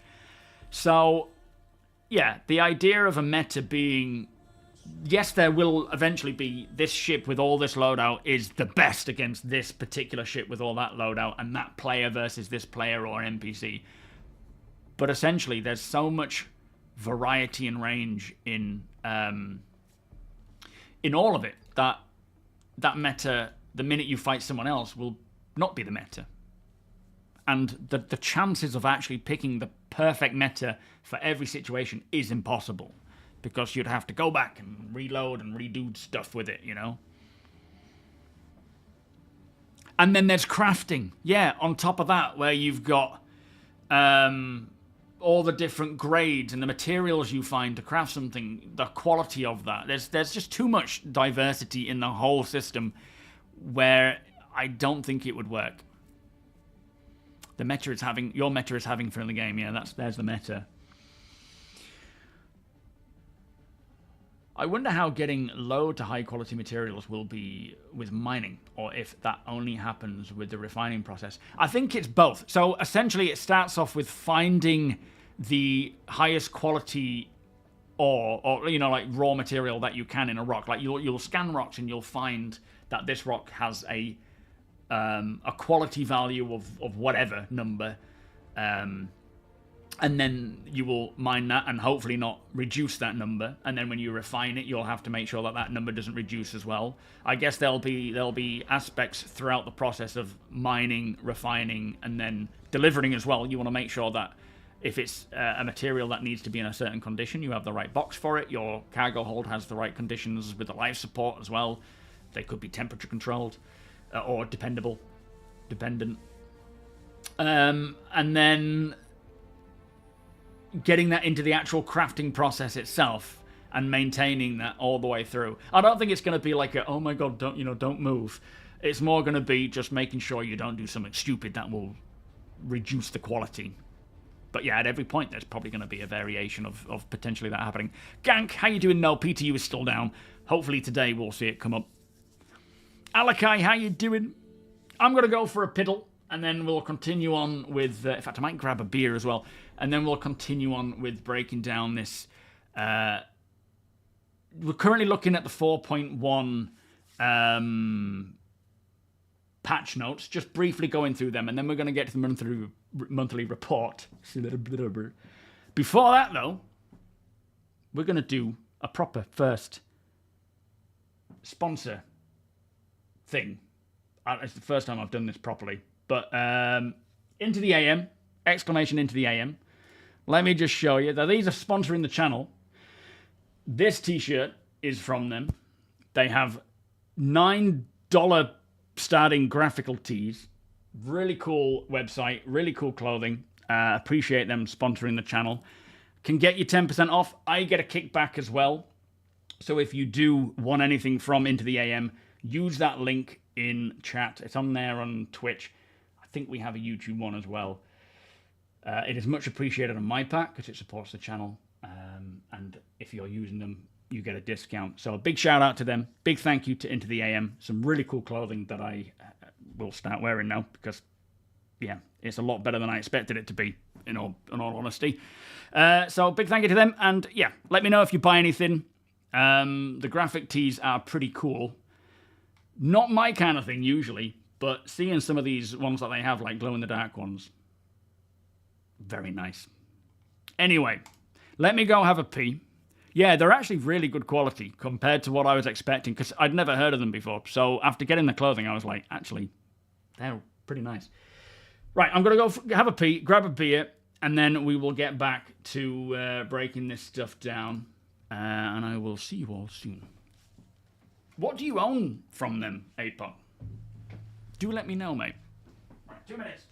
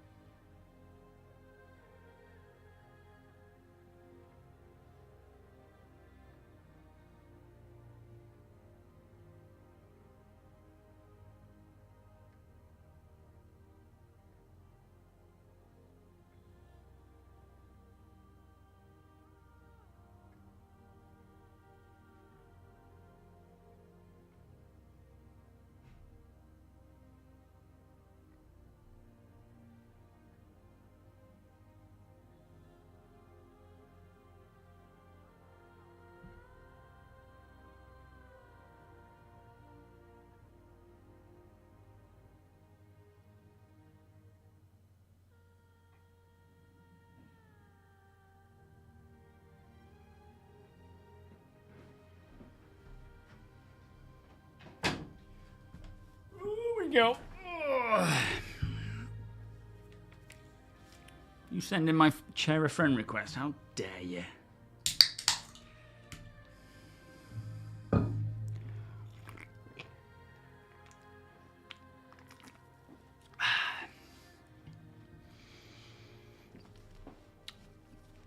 Yes, PX. I do need to do that. Actually, good point. That's actually a Twitch sponsor more than YouTube. It's just a benefit to them that I do it on Twitch as well, on YouTube. Welcome, Shunter.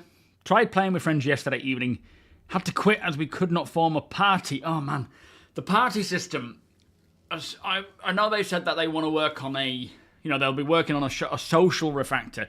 So much like we see with the transit system, they're working on a transportation system refactor, which is basically fixing and bringing everything up to the new standard, while also, so one team's working on that, well, not one team, but one group is working on that, while the another group are working on hot fixing and bug fixing whatever they can in regards to the transit system.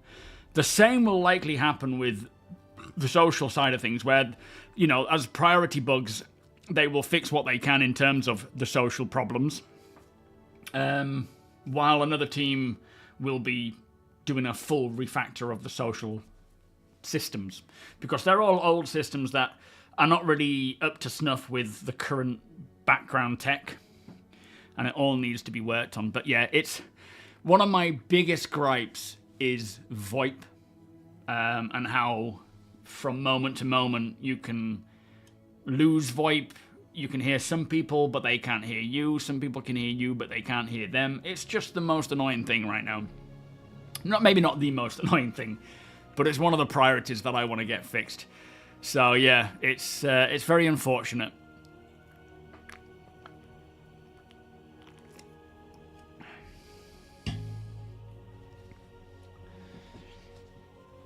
Ugh. Just keep trying it, Tomato King, and it'll eventually get there.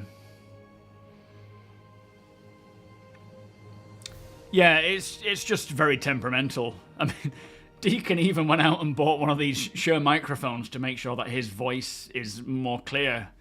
And yeah, the VoIP system hasn't worked since. I blame him, really. Yeah, exactly. Using Discord. Like, I really despise using Discord for party chat because it's just everyone's at the same volume and it's annoying. I like that nuanced proximity where you can, you know, obviously party comms or like party chat, you can chat to everybody. But it's been so nice when you hear people having a conversation in the background and you're doing your own stuff and they're at a lower volume because they're further. Like that kind of immersion is so nice. And I know they want VoIP to be the best it can be so that people are less inclined to use third-party stuff. Not that they wouldn't, you know, I'm sure people will still will, but they want to make it so that people are less likely to use a third-party VoIP system by making the current VoIP so much better. What's going on here? Okay, seems to be working all right. Yeah, haven't been able to use your microphone yet.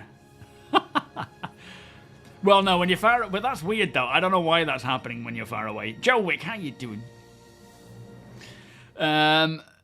We had a good run of VoIP working really well. It's just when to pot since about... I just went to pot since 4.0. Yeah, we did.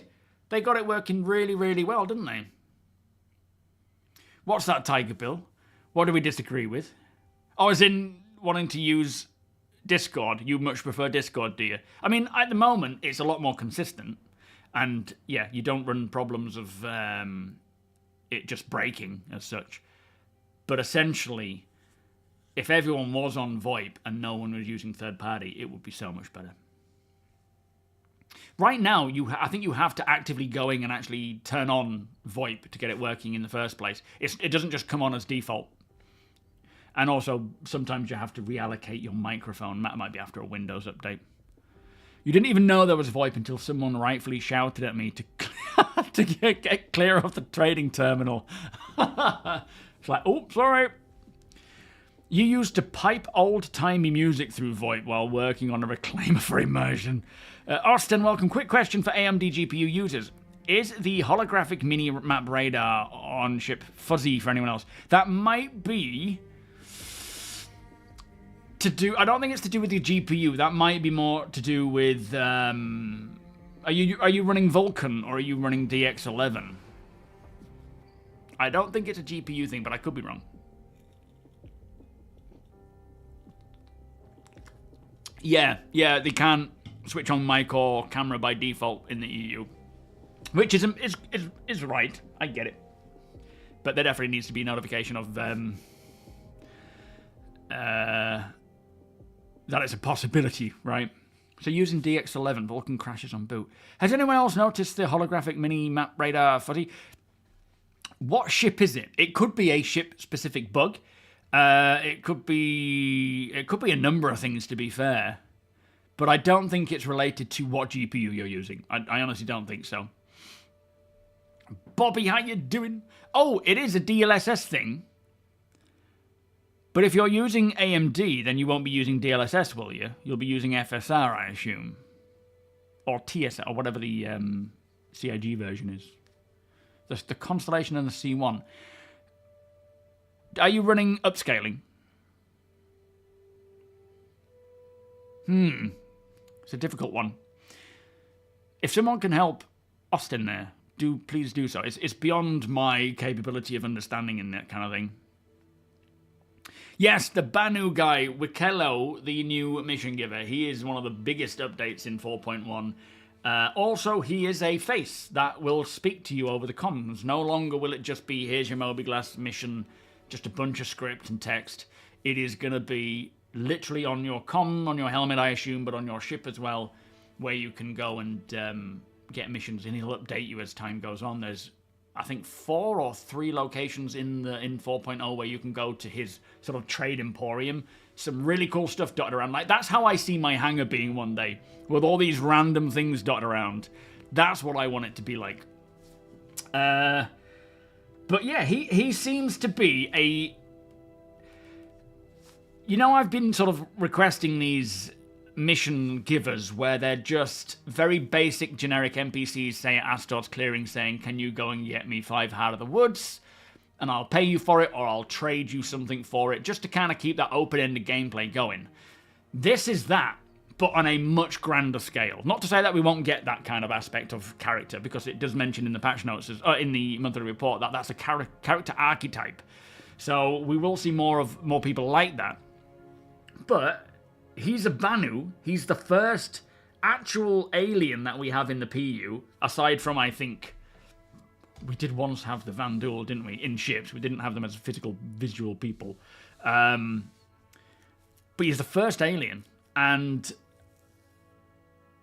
he puts out, you know, requests for not just, like, big things. I think there's things like Valakar pearls and all these big, difficult-to-get things, which will reward you in things like a Polaris.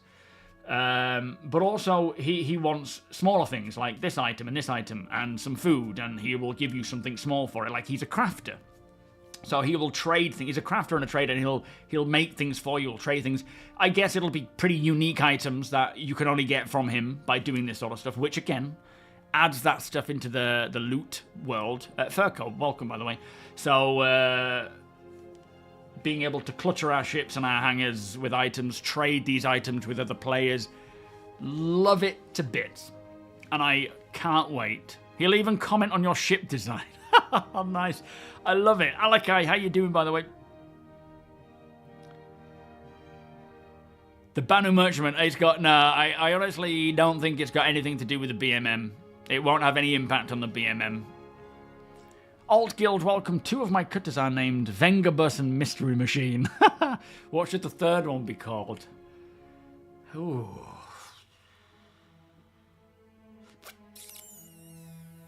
I'll have a think. Got some good names going there. You kind of miss the old radar, not going to lie. Sometimes I feel things are getting too, ooh, looks cool versus practical. Yeah, I somewhat agree with the UI. It's gotten a bit more, less informative and more just cluttered with fancy visual things. Thankfully, there's plenty of time to fix this stuff and get it, you know, working on both accounts. But yeah. Thinking about getting TOBII as next setup upgrade. This all stick. I can highly recommend it. There's a downside now that because of the whole US tariffs with, you know, imports from China, I think the price is going to go up for anyone in the US, where I think it's $289 from the TOBII website, which is $10 more than it is now, or I don't know how much it is now, maybe £10 more than it was, but you can get it on Amazon, and it's going to be like 300 something instead. I would always advise wait till there's a sale. Don't pick it up just yet, Volos. Wait till there's a sale and then get it at a cheaper price. Because it is a pricey item. A great item. Can't play without it, but you don't have to pay full price. So keep an eye on that. Are you in the US? How you doing? I'm having a great day, thank you. Oh, thank you so much. Yeah, 111. Perfect. We also reached 70,000 subscribers as well today on YouTube. So, yeah, next is 100. We'll get there. How are you doing today, by the way? James Pruitt, welcome. Summer Yeti, 07. Wait, but get it. And tolls. TOBII is Swedish. I think it's because it's made in China. Made in China, so it's imported, and that's where the tax gets added to it. Graphite Dev, how you doing? Yeah, I agree, Joe. I don't think we'll see the Vanduul until Squadron is at least released. Well, no, actually, yes. The first time we will see the Vanduul, I presume, in the PU will be in the Nix system because they have raiding parties coming through every now and again, which will definitely be one of those continuous ongoing battles where you can keep the front, patrol the front waiting for Vanduul parties. But yeah, by the time Nix comes, we'll probably have, or by the time that comes, we'll have Squadron.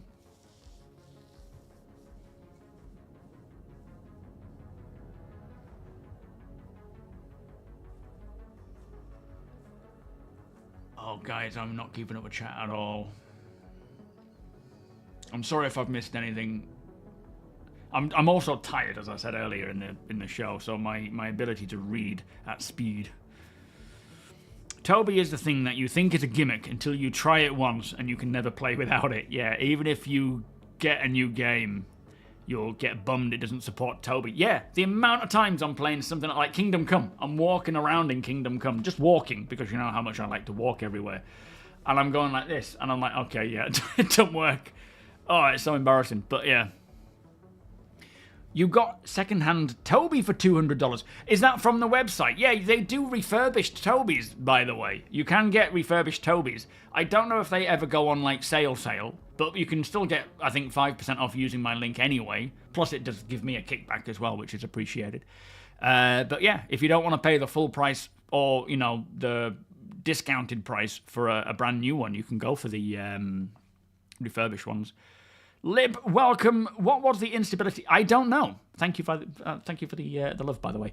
Now, I don't know what caused the instability issues or what it was that got them to bring it down, but hopefully they can get that fixed for today.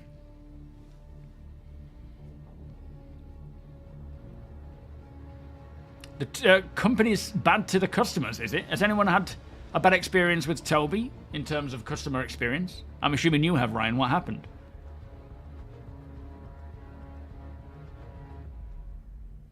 You prefer the Whirlpool designs. Fair enough. You go with whatever works for you, right? Implied welcome. No, not yet. It's still down. They will hopefully bring that up today. But do you twist and tilt your head when driving in real life? I don't drive, so no. But when I'm sat in the back, I do twist and tilt like that. The first Kingdom Come had support, her Frizz. Welcome, by the way, mate. I don't think I said hello to you yet, did I? Yeah, it'll be nice if they can get it in for this one. That would be good. Yo, Asnog. How you doing, mate? It is always my fault when things go bad. Yes, you can guarantee it. Either mine or Miz's fault. You got a few of my friends to try it, and they say it's ruined their sim games because it's such an immersion buff. It is, and it does. And like I say, if you ever don't use it, it's like, oh, terrible. Oh, I'm sorry to hear that, Ryan. You've had a lot of order issues, and they don't get back to you, or they're not doing what you need them to. Yeah, no Linux support. That's annoying. Hopefully they can sort that out. You should see how the sim races read stream chat while pulling in. Oh man, yeah, I can't imagine doing that. Like literally having to focus on driving and they're reading chat. When I get into a battle, like a ship battle in Star Citizen, I have to ignore chat because I just cannot do it. Right, so item recovery tier 0 is in for this build. I think it's a bit buggy at the moment, but it is what it is. Caterpillar cargo bay door elevators are in and working, but they flip your cargo over, so that needs a bit more of a tune there. The collector is in.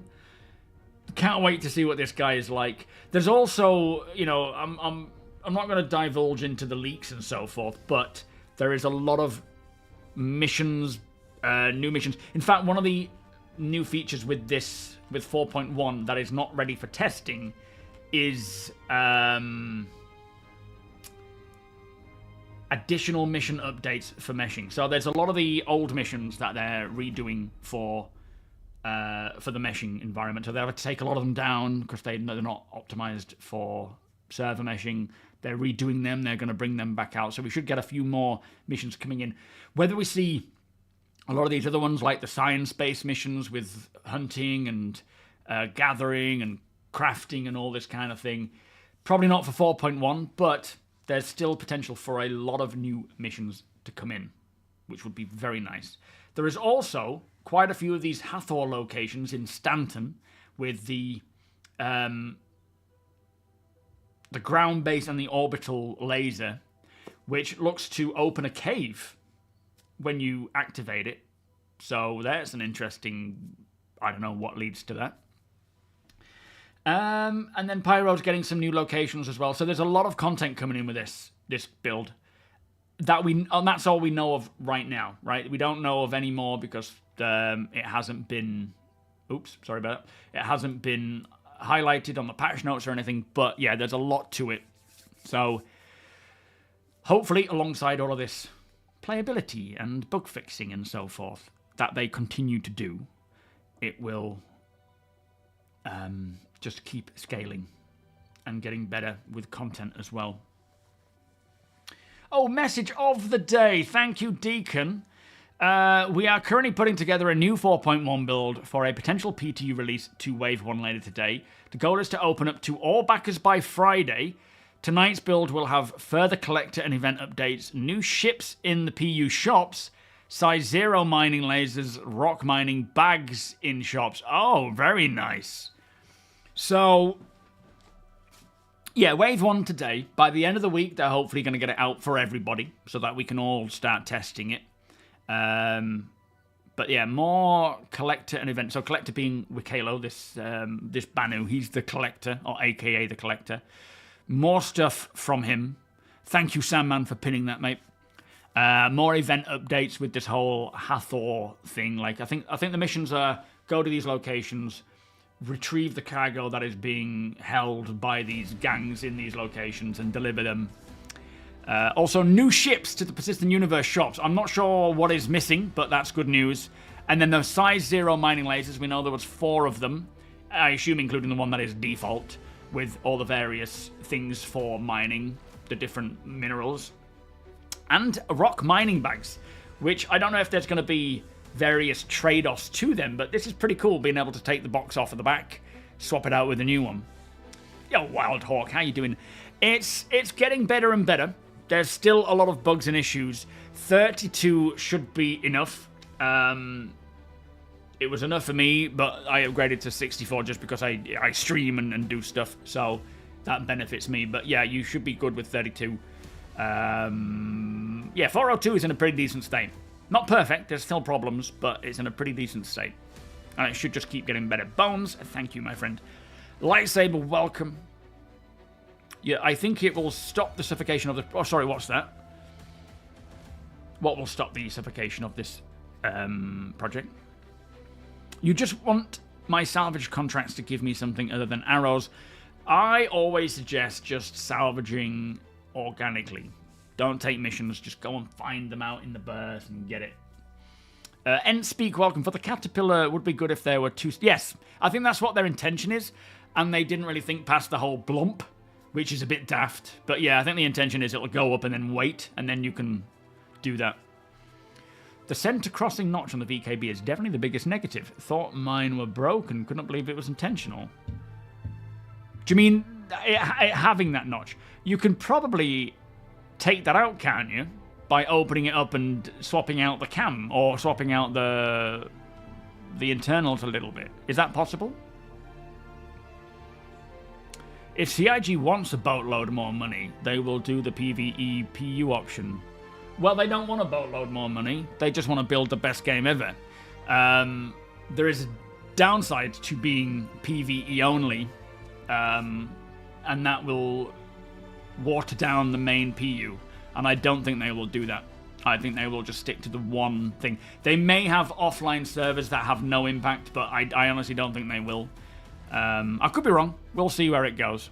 But yeah, you're talking to someone else. Okay.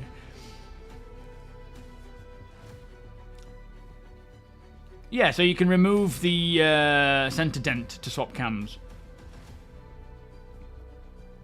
But yeah, as much as it may not seem it, CIG's intention is not to just make the most amount of money.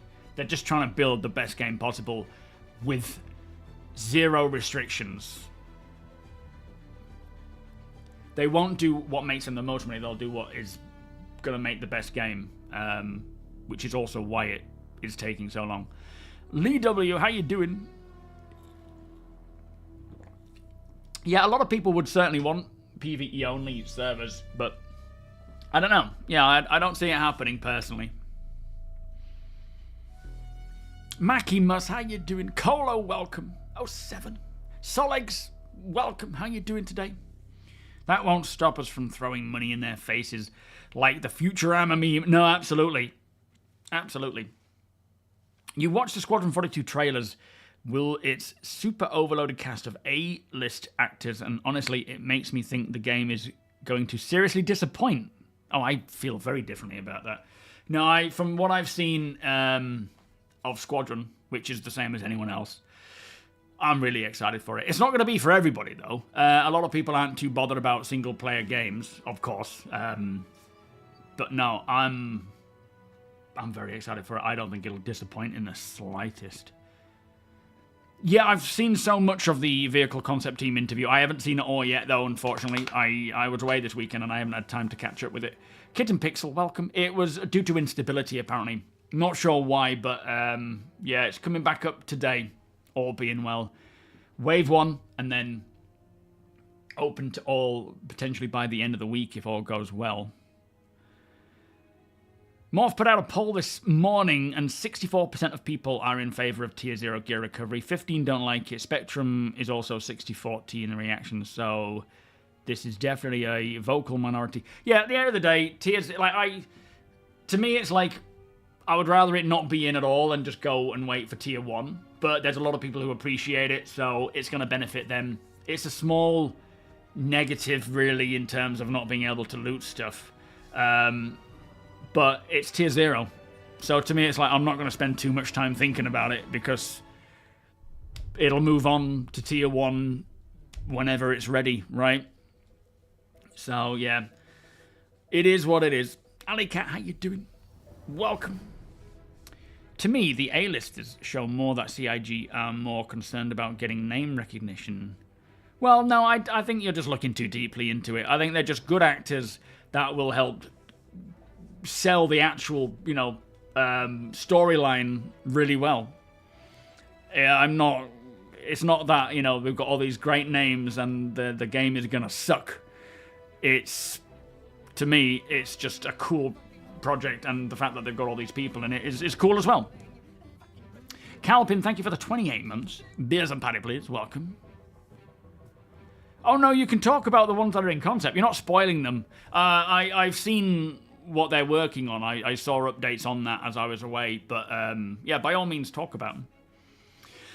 Right, so, monthly report. They are taking measures so that people don't log in all their Atlas and get an armor. Yes, there's a lot of things in play, isn't there, with this whole thing. You've got a question for the community. If you remember when they first started showcasing Pyro, they mentioned more than a couple of times that there will be extremely local missions for settlements like Pyro, like windmill repairs. So that happened. Like with engineering, that was pushed back. That was partly the charge and drain tech that was originally slated for 4.0, but because they were prioritizing getting server meshing working and bug fixing, they pushed them back. So they will eventually come, and we will have that whole charge and drain system where you can carry a charge. The actual missions where we go around and fix things in settlements, they were so buggy where not even one of them could be completed.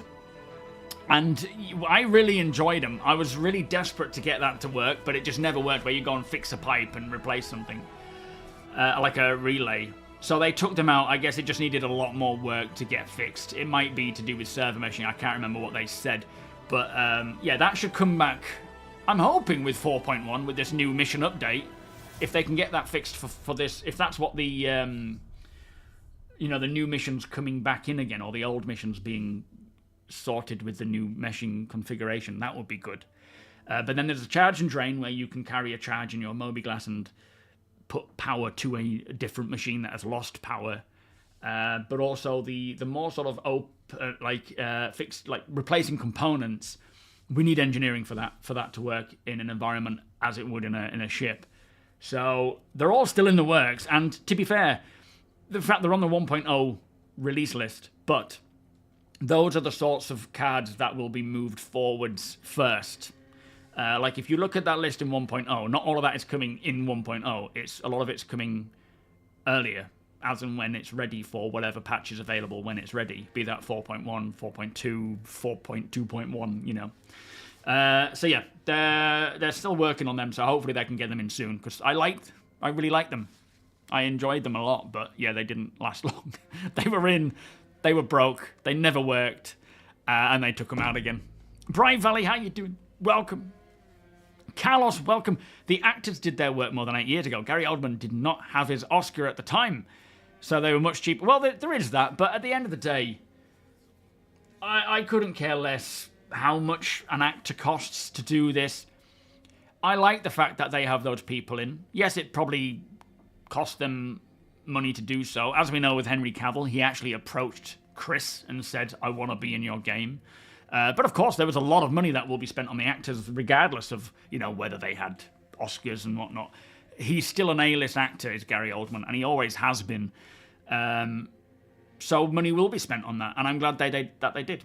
I would rather it that way than not. I don't think it speaks anything to the, oh god, this game and storyline is going to be shit, we best get some good actors in. That does not make sense at all. Like, if you're thinking about the actual process of going through creating a storyline, they're not like, we need some good actors because people aren't going to like this. It's a ridiculous thought process is that. It's, they've got a great storyline, they've got great technology, they want the best actors to help sell the story and to make it as good as possible. That's the process with it.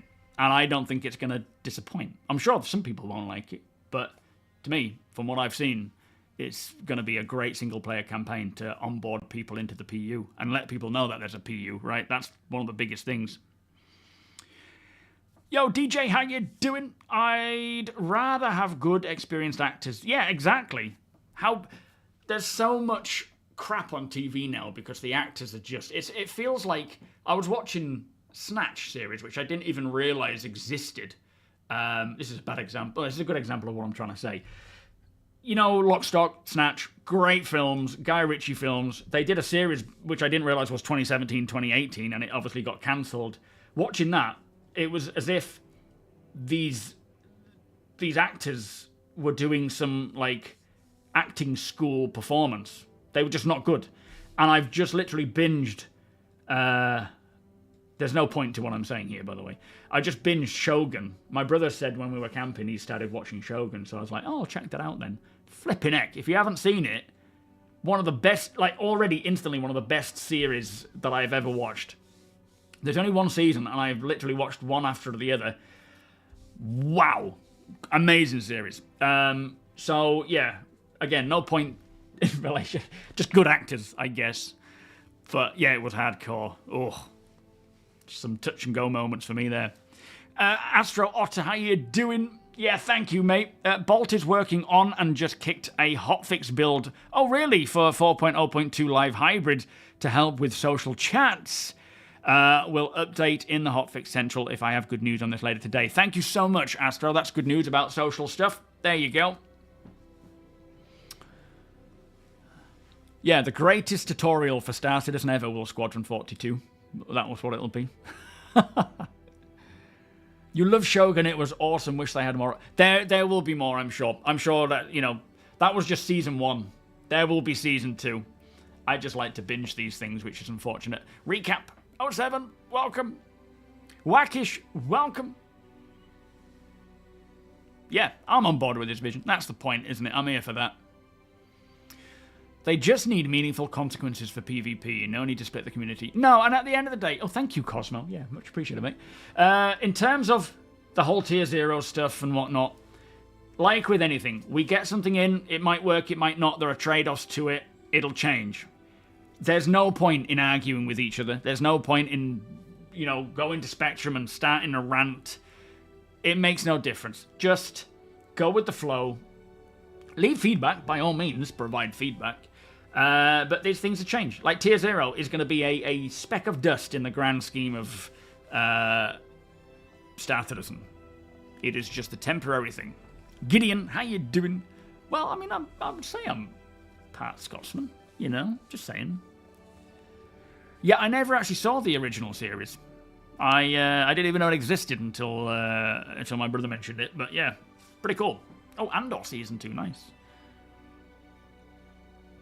Yeah, it feels like it's a step backwards in terms of looting, but it's a step forwards in terms of keeping your items, right? So it's not a one or the other. It's, well, it is kind of at the moment, but it's not a completely bad thing. It's just a temporary measure for the time being. Yeah, the Gentleman series, that was good. Mobland, okay. Oh, I'll have to check that out. Did Guy Ritchie have anything to do with the Snatch series? I hope not, because that was terrible.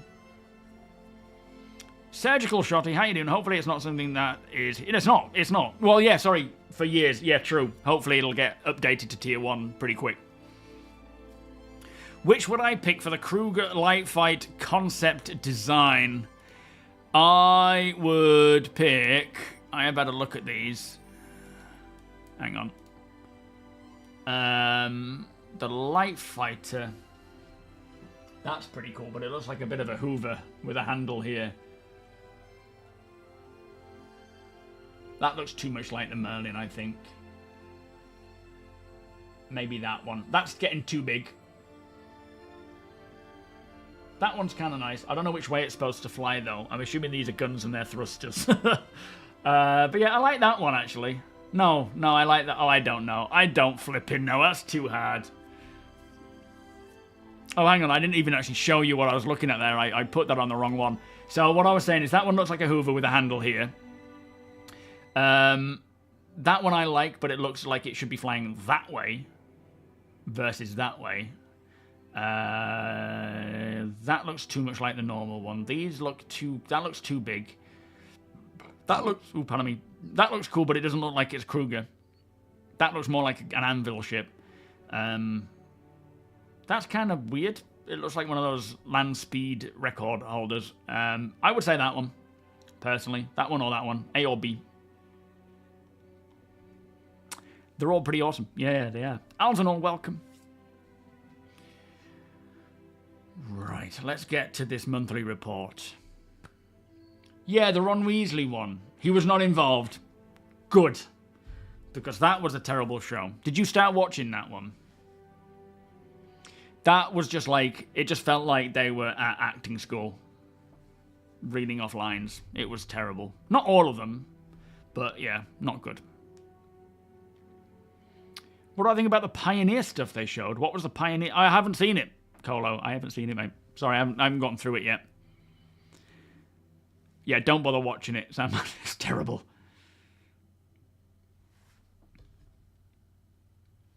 So, let's get to the good... I'm going to start with the core gameplay pillar, because that's where it's at.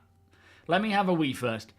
The core gameplay team, last report, or the last two reports, have just been, we're just bug fixing, we're fixing things, because they are pretty much the primary drivers behind stability, quality of life initiative. So most of the work that they were doing in the last two reports on the end of the year, early this year, was just fixing. Now, they seem to be back on actually doing stuff, and wow.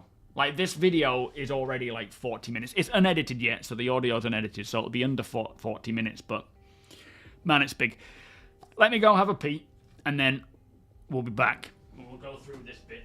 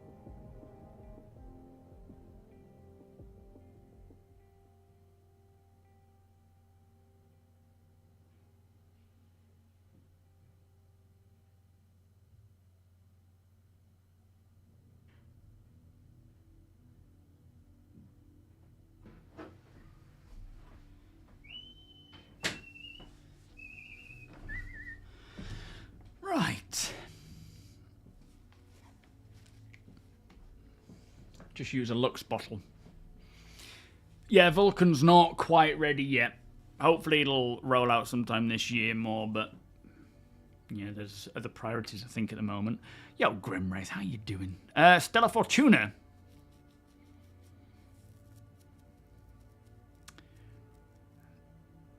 Oh, what is Stella Fortuna?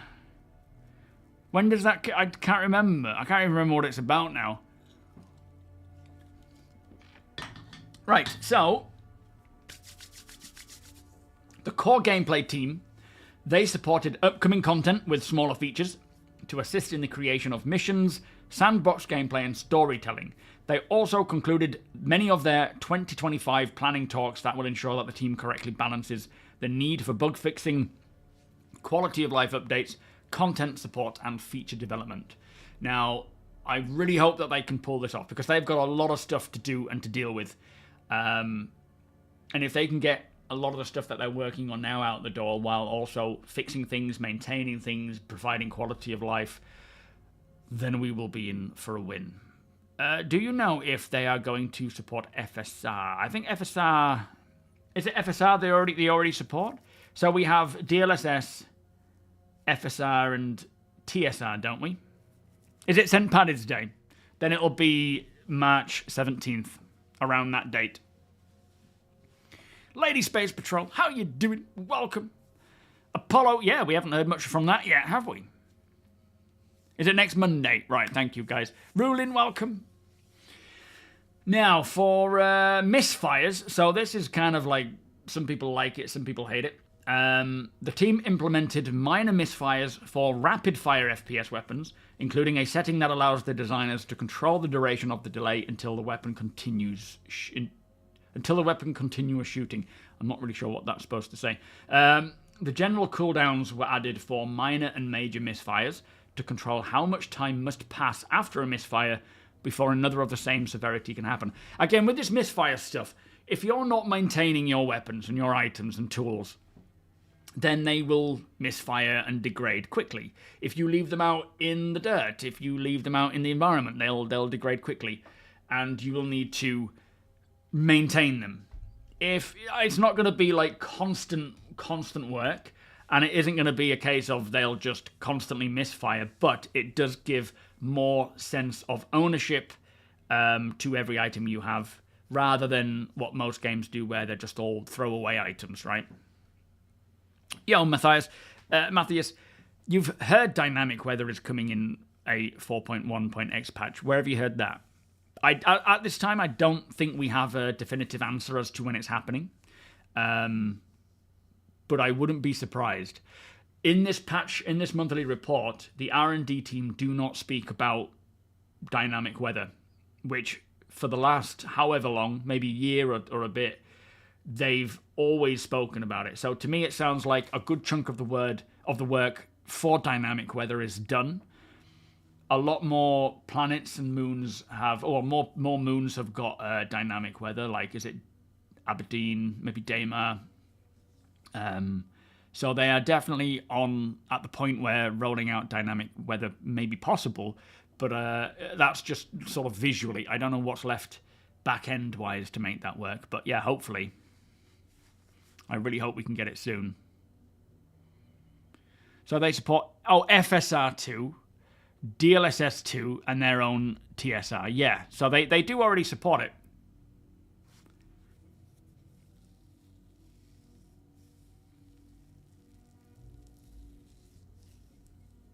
Yo, Jim, how you doing? So they said it. Oh, you're Matthias. So Bordeaux Ollie said it. Okay. Well, I haven't heard anything myself, but that's not to say it's not the case. Any truth on the 5% death tax? I haven't looked into it myself. I don't know, but in all honesty, there needs to be other reasons not to die. Now, obviously, in an alpha, or incentives, sorry. In an alpha, dying is all the time. That's going to be quite annoying, but it still needs to be encouraged to survive. It's just unfounded, is it? It's not actually a thing. I wouldn't be surprised if that kind of thing happens, because you're paying for medical treatment. And essentially didn't actually cost to respawn, like early on in time. Oh, the medical beacon price went up to 200,000. Okay, but yeah, there's going to be a lot of various stuff rolling out with when the Death of Spaceman starts becoming more solidified, and death tax is certainly something I think we'll see. Do we know what CIG wants dynamic weather to look like? Yeah, we've seen. Let me show you. Oh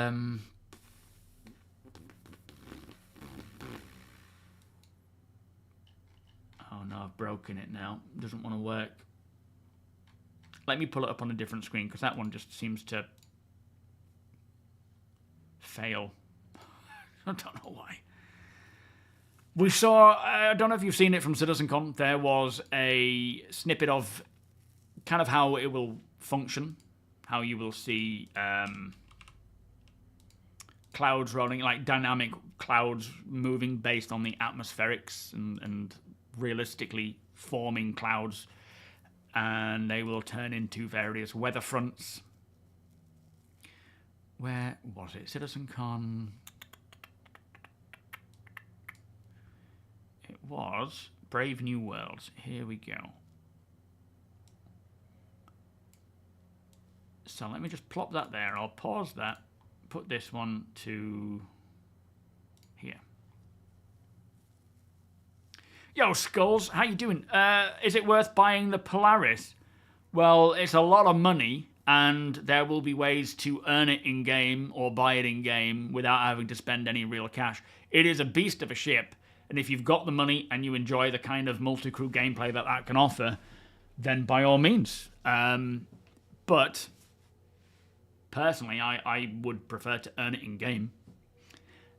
But of course, it's your money. It's your choice. It's whether it's worth it is based on your... You know, it's not worth it to me because I can't afford to put that amount of money into a ship. But to earn it in-game, then yeah. Yeah, exactly. It's your personal finances. I wouldn't. Yeah, we definitely need a lot more detail to medical gameplay. That would be nice. Master Heath, how you doing? Welcome. Reasons not to die. You've seen those UEC ATMs around space stations. I imagine we will carry credits. Well, yeah, I'm not sure about all that kind of stuff. There will be like credit chips that we will probably be able to create ourselves, but it's all digital. But there will be, they want to make sure that there are reasons not to die, to survive, to keep things and so forth. But there's plenty they can do there. Have I had noodles in game? Yeah, I think I did. A while back though. Yeah, more satisfaction unlocking ships in game, absolutely. And with the new Banu mission giver, there will be some great ships to unlock in game. Right, what else have we got? So...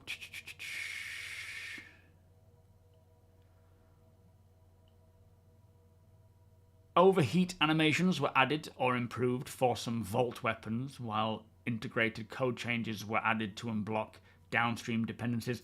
Now, the vault weapons, managing your heat with these is going to be very important. In fact, it's going to be vital, really, to getting the most out of the weapon, because they have an optimal heat range by the looks of things, that if it goes too high, it'll be less effective and it could overheat. If it's not enough, it won't be a sustained beam and it'll just be like...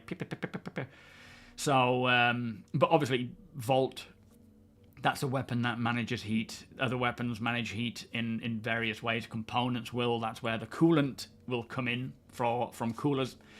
For engineering gameplay, talking of which, the team added panels to the engineering screen to show critical information when items are selected. They also adjusted presets to enable UI pop-ups and reduce duplication, and fixed various issues with presets and screen UI. Now, it sounds like they're going to bring us more engineering screens. So we have what we have seen with the sort of schematic. Ooh, Beardy, thank you so much for the 5 gift subs, my friend. Beers and party, please. And party bus. How are you doing today, sir? If you have received a gift sub, please do drop an 07. In fact, I haven't updated the one that Deacon gave out either, which was a 3-month. So that needs to be... There we go. Thank you so much, mate. Yeah, I think what we're going to see with the engineering screens is you have your schematic, then you have your power management options, and then you will have maybe itemized screen, like you can click on a component perhaps and it'll bring up the information. 238, what's that? And then you will see the information about that potential component, for example, giving you a lot more information, which is, subs, thank you, sir, which is very important. So it's nice to see them adding more of these kinds of screens to give more information. Opeth, thank you so much for the 6-month resub. Beers and party again, please. Thank you. Also, quick update, I disabled AMD anti-lag and able to load in on Vulcan. Currently on a space station, walking around for the first time using Vulcan. Very nice. Let us know how you get on, Austin. Also, quick, Grim. Mac with supply or die, giving everyone millions hand over fist. Has CIG stated anything? No. No, they haven't mentioned why we can earn so much, or what their intention is, or what's going on. I don't know what it's to do with. It could be a few different things, but none of which, I suppose, makes much sense. I don't think it was... I think it is intentional, because, you know, they've got this new algorithm. The mission team will speak directly to the economy team, and they will have figured this stuff out. Whether it's just they expected everyone to multi-crew and it's become excessive, I don't know. I really don't know.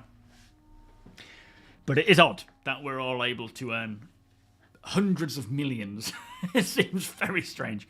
Anyway, that was the very cool dynamic weather visuals. Man, I love that video. PTU possibly later with more collector stuff. Yes, Ace. Thank you, mate. We have seen the update. Very exciting.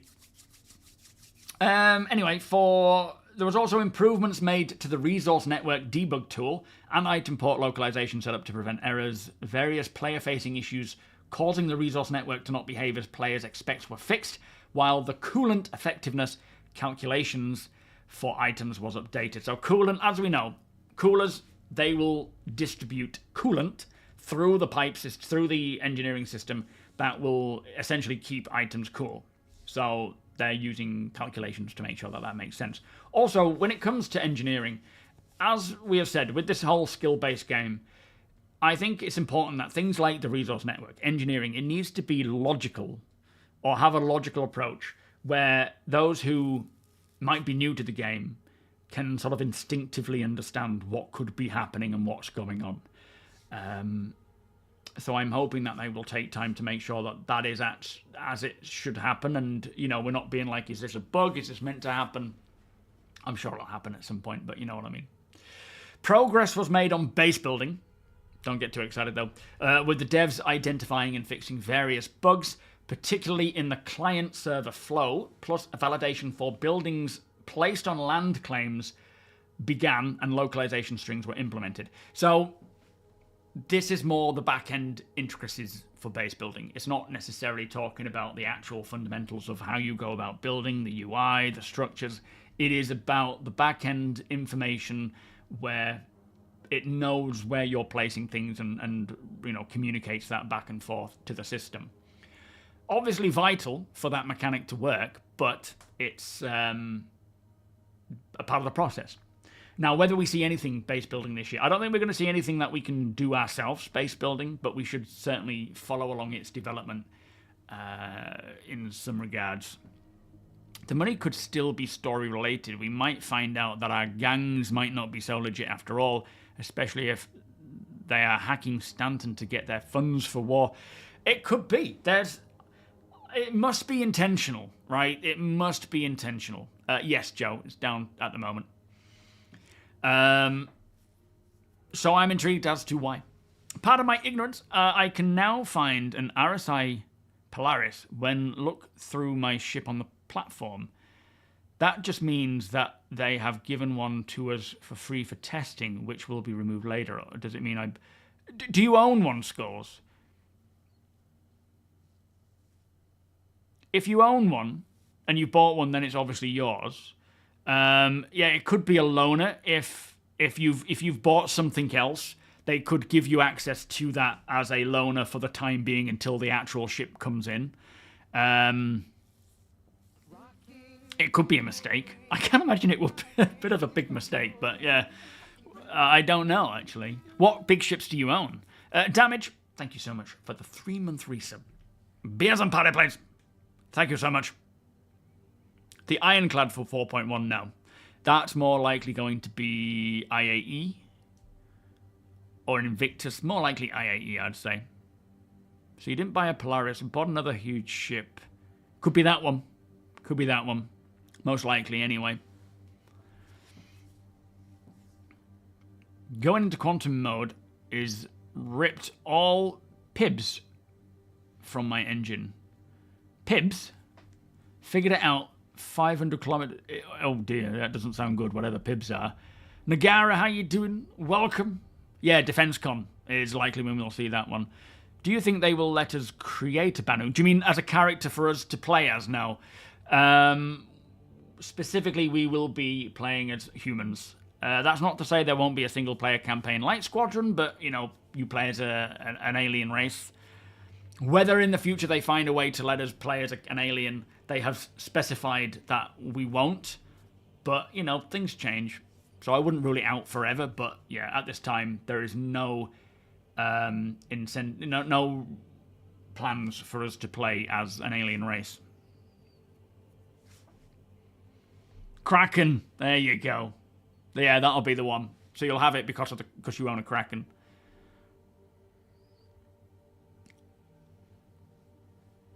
Time for dinner and school, is it, Colo? Sure thing, my friend. Have a good one.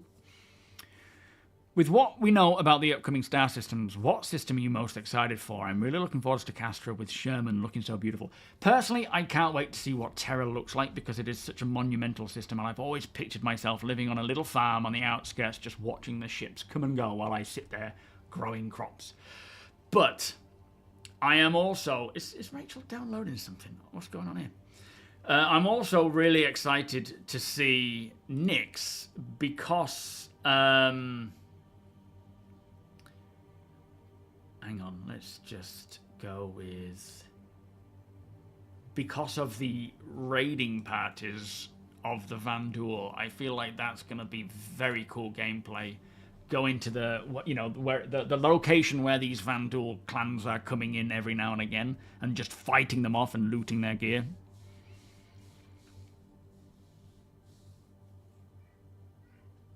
Come on, work. That's a big question, Nagara. So, static server meshing is in. They're now going through and optimizing, bug fixing, cleaning up the current build that we have with less features coming, but still a lot more narratively driven content and missions and so forth. There's a lot of systems that they're working on and refactoring. If you've got anything specific, do ask away. But yeah, 4.1 was on the PTU for Wave 1 on Friday, but it was taken down on Sunday because of instability. They're putting up a new build today for Wave 1 with some more features and updates, and then they're hoping to get to open PTU by the end of this... by the end of this week, by Friday. Let's just go with this. Oh, actually, no, that's not the right one. Hang on. For some reason, that YouTube playlist was lagging big time. So let me just pull up my playlist again.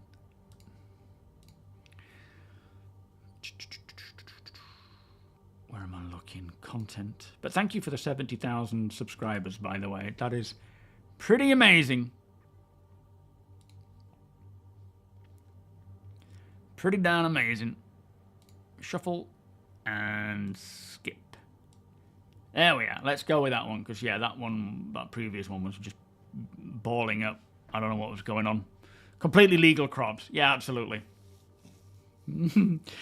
Bolting Spy, good morning. How you doing? Right, back to the monthly reports. For crafting, now this is really interesting. For crafting, the core features are now playable using the developer UI, which includes the use of blueprints, variable material quality, crafting timers, and resource-dependent item stats, plus a basic queue to craft multiple items at once was added. Now, that's quite decent progress. They still have to do the player-facing UI, which is what we will see and how we'll interact with it. Plus, I'm sure there are other things they need to work out, like fine-tune them and so forth. But the actual process of getting these variable quality materials, going through the process of using a blueprint and crafting an item, the time it takes, the resource that are required, and the stats that get pumped out for that, they have that working, as well as, how long it should take if you stack multiple items. So the process of crafting is functioning. They just need to make it player-facing, bug fix, optimize, put it out there. And I think with crafting, base building a little way off yet, but crafting is something that we will... we already have it essentially in its infancy now. We will see that come in quite early on. I mean, essentially, the Banu guy is a crafter. You bring him things, he'll craft things for you, I think. But maybe not like this. The process of actually going... I mean, we need the actual fabricators as well. But the process of doing this... we will start to see that roll out, where there'll probably be locations you can go to and do this. There'll be a ship eventually where we can go and use craft things in a crafting ship. That's something they've mentioned. And then they will just continue to add more and more recipes, more and more ingredients, more items that you can create. Yeah, UI can take a long time, but with building blocks it takes a little less time now. But do they want to bring out UI that puts it into our hands quick, but may look a little rough? Do they want to spend more time doing proper UI? It's hard to say. So yeah, we'll see. Yeah, even GameGlass is all set up for us, and even that's hard. So it's cool though that we are at the point now where crafting is functioning. They just need to make it so that it works for the players, and we should start seeing that roll out. And they can just add to it and increase the scale as time goes on. But I think we're going to start seeing that sometime early this year. Now, the team also implemented basic AR marker grouping logic to reduce the amount of UI clutter in various situations, and this is currently disabled internally, but available for design to validate edge cases. Something that I am desperate to see is the decluttering of UI. The HUDs, the helmets, just without anything on. There is a lot of clutter. The party system. There's so much stuff. And you know what I'm like, I'd rather have none at all, but I understand it's important, and I do need and appreciate certain UI elements. But at the moment, it's all just spewed on the screen. So yeah, it needs to be cleaned up a lot, so I'm happy to hear this. A strike team was also formed to deal with the underlying issues affecting the transit system, while another group continued with the ongoing refactor towards the new transport system, they've called it. They've also got a whole new suite of debugging tools to identify the root cause of transit carriage and transit manager issues. The team then addressed multiple issues causing carriages to get stuck and the manager failing to correctly orchestrate transit schedules, with the team still working through a prioritized list of issues and have added mitigating factors to help self-repair aspects of the system where possible. So again, they're hot fixing it where they can, but they're working on a more full-time refactor.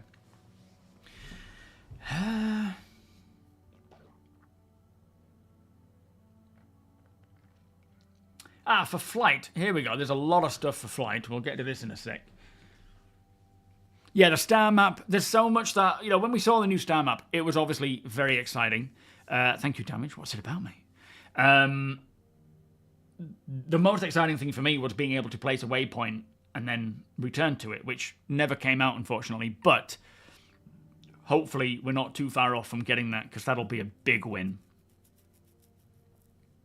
No, I do have an organisation, Harry, if you're talking to me there, mate. !org. You can join by all means.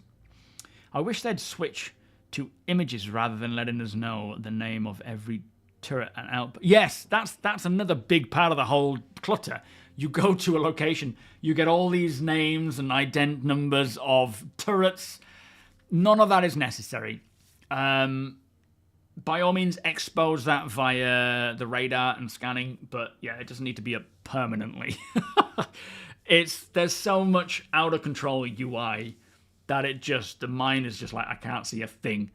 So yeah, it will be nice. Let me go grab a beer, and then we'll get on with the IFCS changes and updates. There's a lot to it.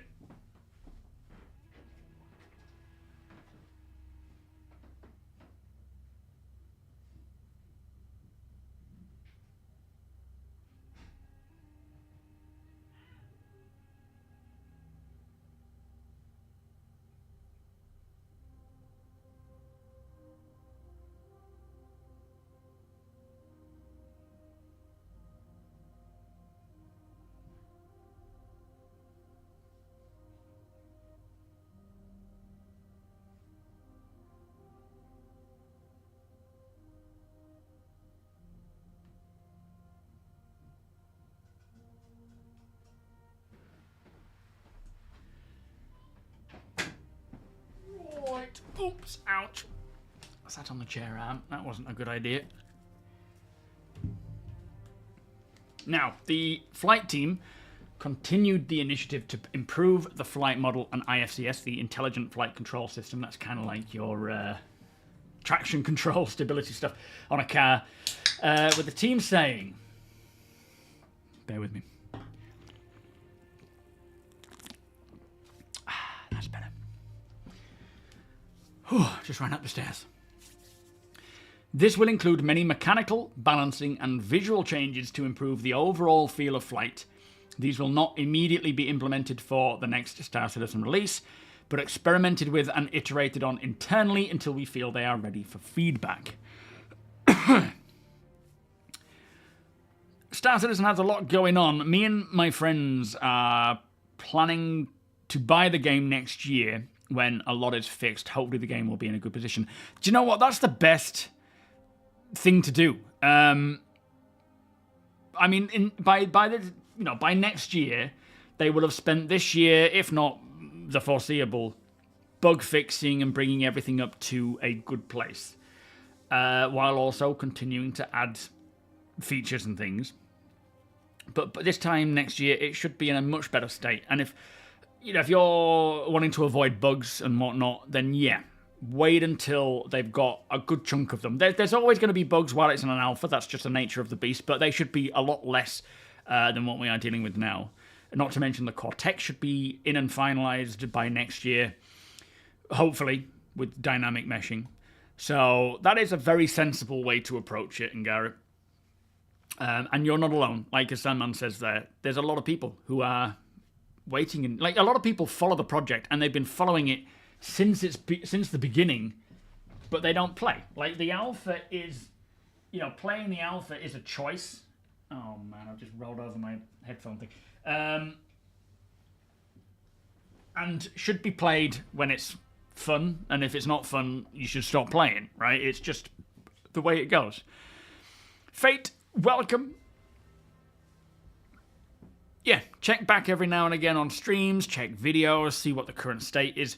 It is the right way to approach it. Don't, keep banging your head against a wall if it's not working for you, right? It just doesn't make any sense.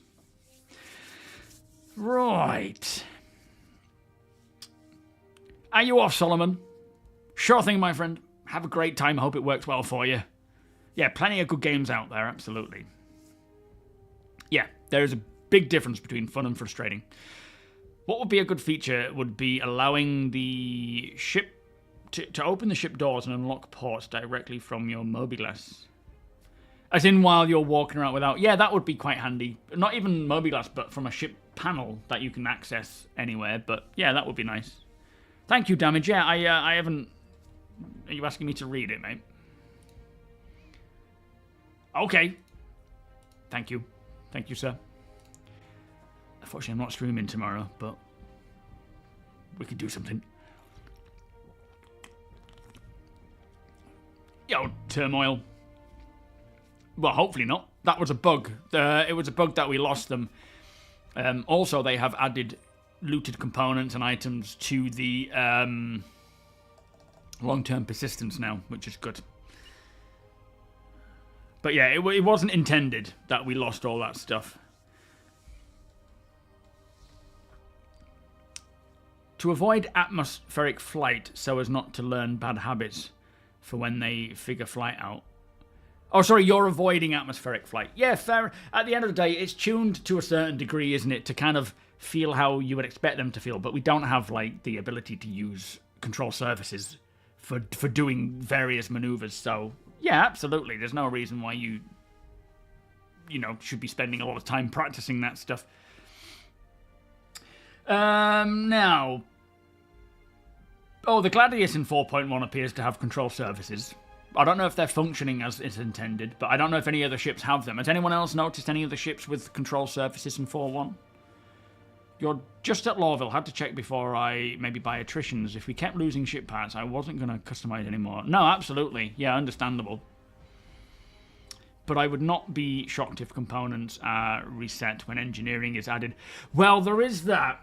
Whenever engineering does come along, there will be a lot of updates and stat changes to all components and weapons. But whether they wipe them or not, yeah, is yet to be seen. They could. Oh, sure thing, Damage. You're welcome, my friend. Thank you for hanging out. Catch you on Wednesday, hopefully. Right. Now, part of the process of doing all this stuff for flight involved adding jerk, which is like how your character gets sort of thrown around inside. Or is that right? No, that's more to do with... I can't remember. But they added this to the IFCS to improve the overall feel of flight and smooth out all the forces, plus a retuning path to various ship classes to account for the changes to the flight model was done as well. Also, extra G-force effects based on speed, not just acceleration, were added. And while this doesn't impact gameplay, it will add an extra layer of immersion with things like different camera effects. Also, it says that different velocity limits per axis were implemented, and now IFCS uses goal time to max velocity with acceleration in that axis to define the velocity limit, which means, for now, velocity limit shape is defined by the acceleration limit. Now, I don't know what all of this means or how it feels in-game. Most of this stuff is stuff that I need to feel to determine whether it's right or wrong. Does it feel like this ship is performing as it should?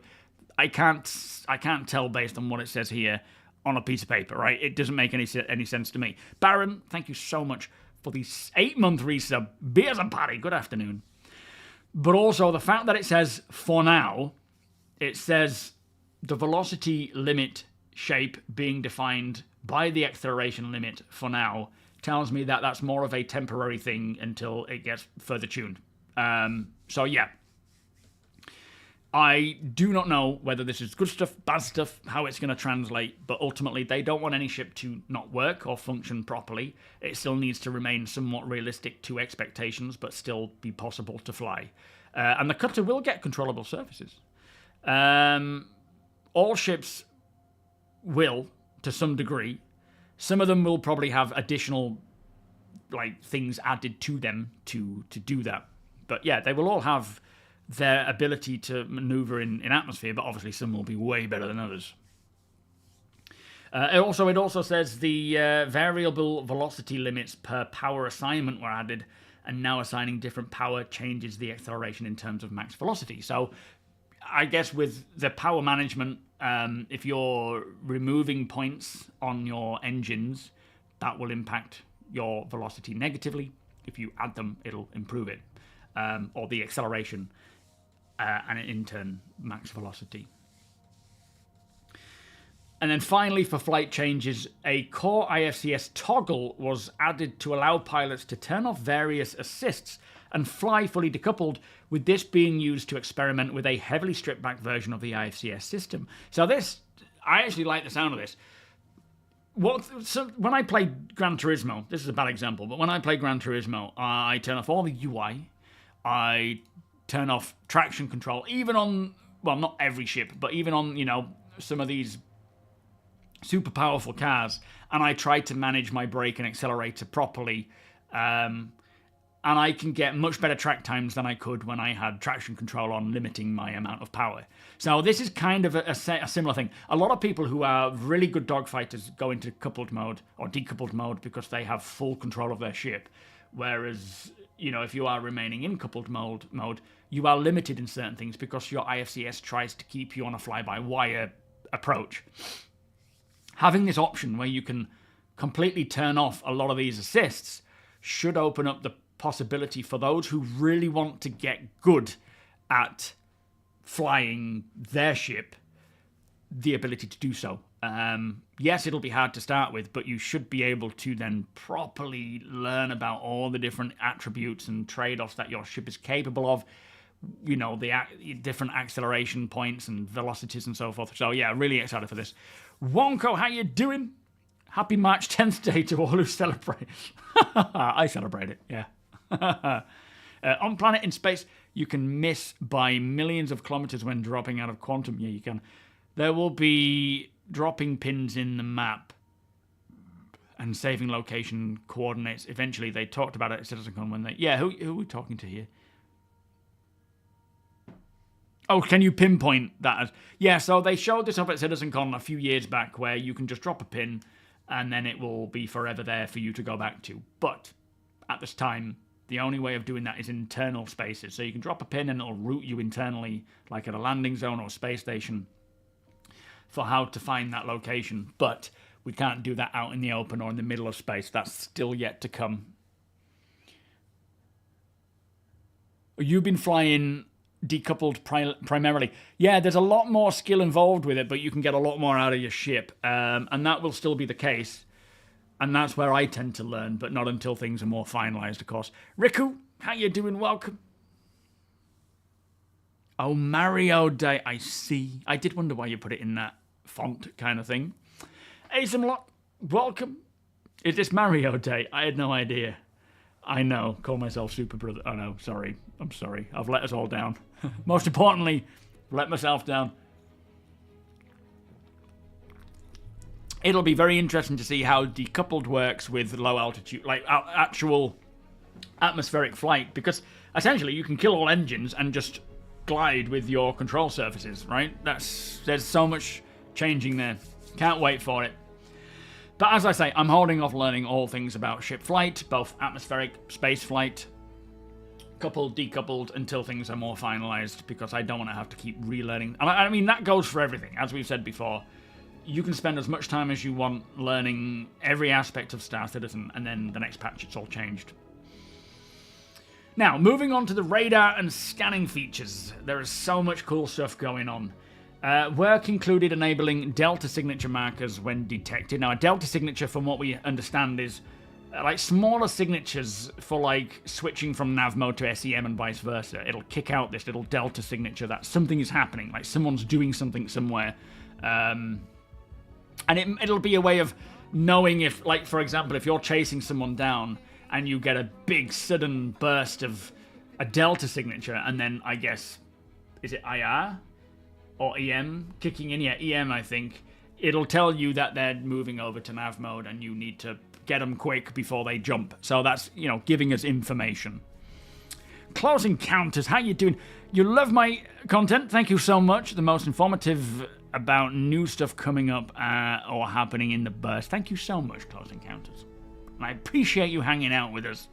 Thank you, sir. Ramoyne, how are you doing today? I'm doing fabulous. How are you? You swapped into and out of decoupled often when climbing out of atmosphere. I decouple so ship keeps climbing while aligned for quantum travel. That's a good idea. That's a clever way of getting aligned. Yeah, it'll be interesting to see, though, how... Or I don't think we're going to be able to do that when we have proper atmospheric flight, because your ship will always try to point to the most aerodynamic point, which is generally the nose, right? So if you're flying out decoupled, if you try and turn, it's going to drag you back to face based on the wind drag. So cool, but a technique that will not likely work in the future on planets that are atmospherically bound like Earth. Chris, thank you so much for the 21-month resub, by the way. Good morning. Even though I'm taking a short hiatus from StarCitizen, I'm always happy to catch one of your streams while the most recent patches are smoothing out. Thank you, sir. Yeah, absolutely. You do the right thing, my friend. And thank you for letting us know as well. Appreciate that. D4NI, how you doing? Thank you for the follow. Alaska, welcome. Yes, kind of. It's a bit of a trade-off of a game versus real life, but yeah, I think like EVA, that whole send yourself off in one direction and you will continuously move is ideal, but yeah, I don't know how that's going to function in space because it's a game, I guess. I wonder what impact weather like winds. Oh, absolutely, massively. In some circumstances, the weather will ground you. You will not be able to take off because it will be too dangerous. Or if you try, you will suffer the consequences, right? Things might rip off. Maelstrom with weather. Now, there's a thought. That would be kind of cool. Winds blowing bits off your ship if it's too strong. You like to decouple land backwards at space stations. Not that I am successful much at it, but but it looks cool when you nail it. Suboptimal, how you doing, my friend? Are you well? Real life has been very busy. Yeah, all is well here, thank you, mate. We miss you. But of course, real life comes first, my friend. Hope everything is alright aside from that, of course. Oh, come on, StarCitizen. Give me the... where is it? There's the playlist. Alright. I don't know why YouTube is just lagging like this.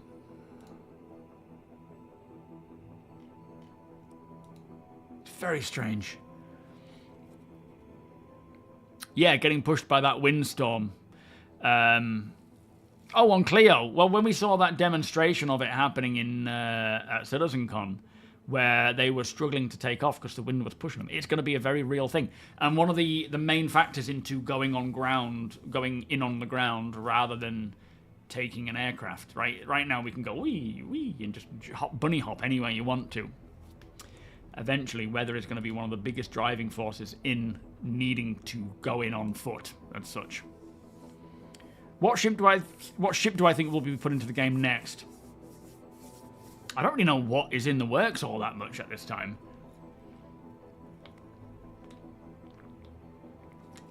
Nothing that I can think of at the moment. I haven't been paying attention too much to what is where. The Perseus, do you think? No. Not next. No, I don't know, I'm afraid, Alaska. I have no idea what is currently in the works where. Legionnaire could be. It could be, yeah, a new ground vehicle. There's, from what I see, there's a new salvaging solo ship coming as well. I don't know if that's one going to be coming up soon. Galaxy will be pretty way off. We need the Perseus first. Wind should knock your ship about, but not do... Well, it depends on the speed of the ship, of the wind.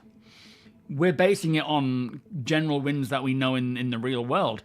There will be winds on certain planets and in certain environments where they're starting to attack, yeah, Liberator, where they're very, very strong, and even attempting to take off will cause problems.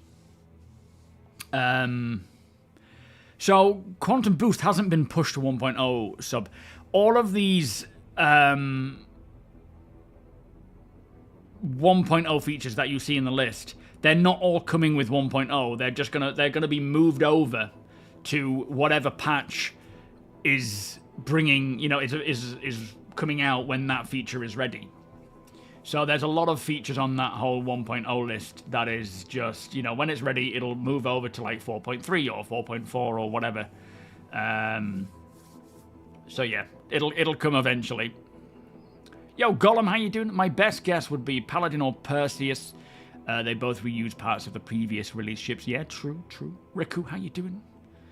Thank you for the follow, by the way. Yeah, exactly. As Jupiter, 300 mile an hour winds. One of the main factors, as I say, into going on not necessarily on foot, because a 300 mile an hour wind is not any safer on foot than it is in a ship, but there will be weathers that are too dangerous to fly in. and can do damage. Gran Turismo 7 is great, Brian. You should totally play it, mate, if you can. It's such a great game. I love it. Yeah, they're going to be in by 1.0, but they will a lot of them will come earlier, exactly.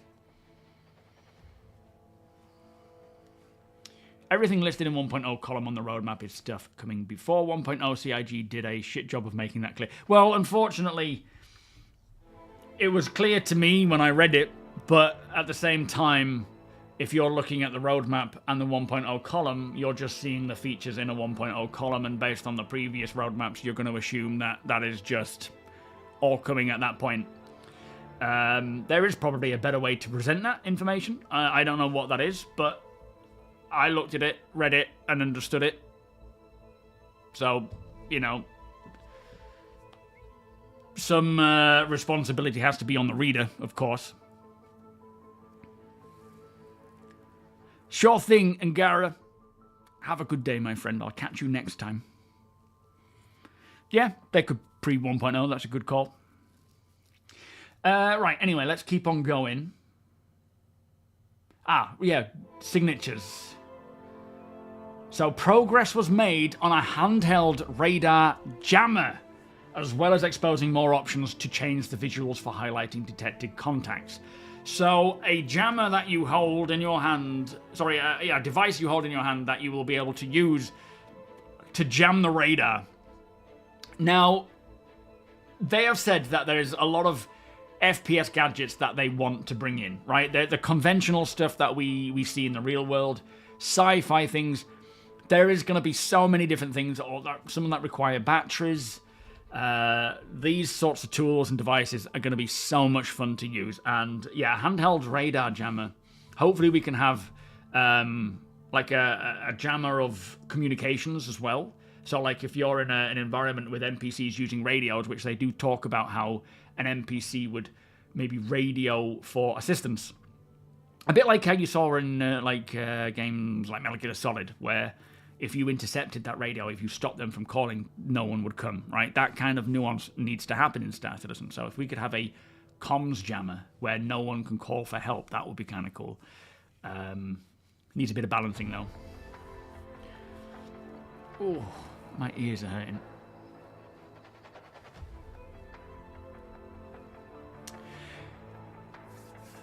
If you follow Star Citizen updates, it is understood that it is before 1.0, but anyone who does not keep up with Star Citizen would easily not notice that. Yeah, exactly.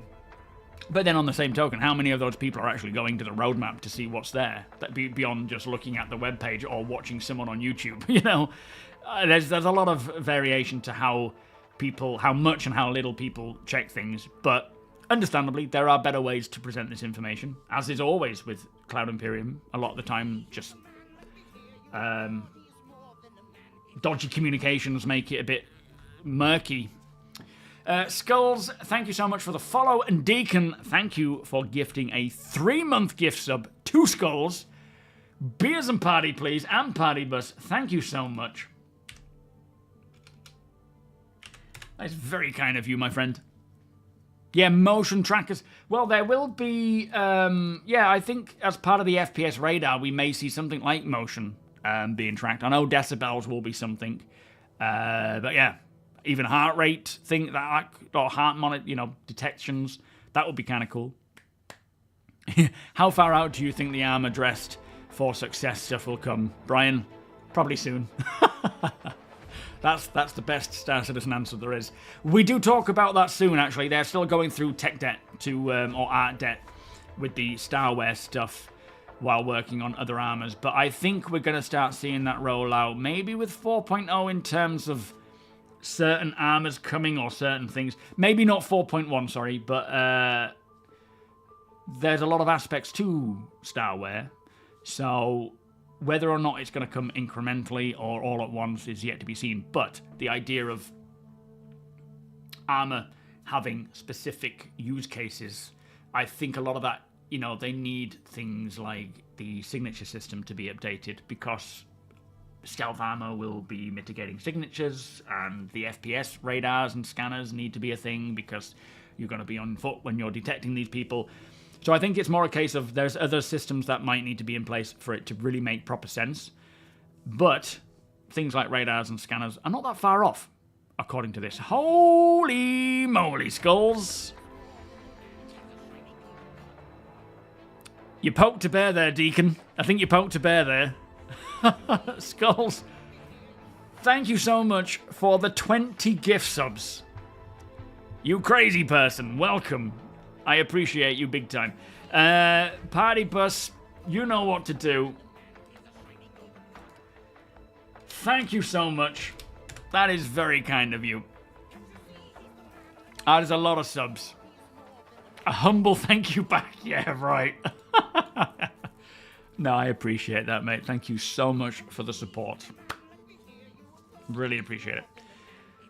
You have yet to see the roadmap. I follow me on the roadmap. Yeah, exactly. You know, that's the thing. And maybe partly that is because CIG's ways of presenting information is confusing. So, yeah, you know, I'm not shooting down what you're saying to Mannequin about, you know, the 1.0 presentation. Absolutely right. It is not perfect, but yeah. I've done it, Wonko. I'm on it. Don't worry. It should be updated. Hang on, what's that saying? Oh no, that's not right. I got rid of the wrong number there. There we go. That's better. It'll get there, sorry. Yes, do drop an exclamation 07 to those who give sub. What do you gain access to when you sub? It's just emotes, I think now. You don't even get ad-free, do you? I think a lot of it is just, you know, supporting the streamer, but you do get emotes.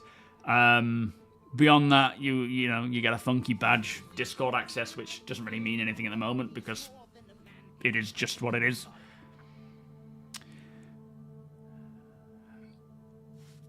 It gets spread over 10 sources. What do you mean, Rasak? Is it ad-free watching, though? Oh, you do get ad-free watching. Okay, well, that's an important one.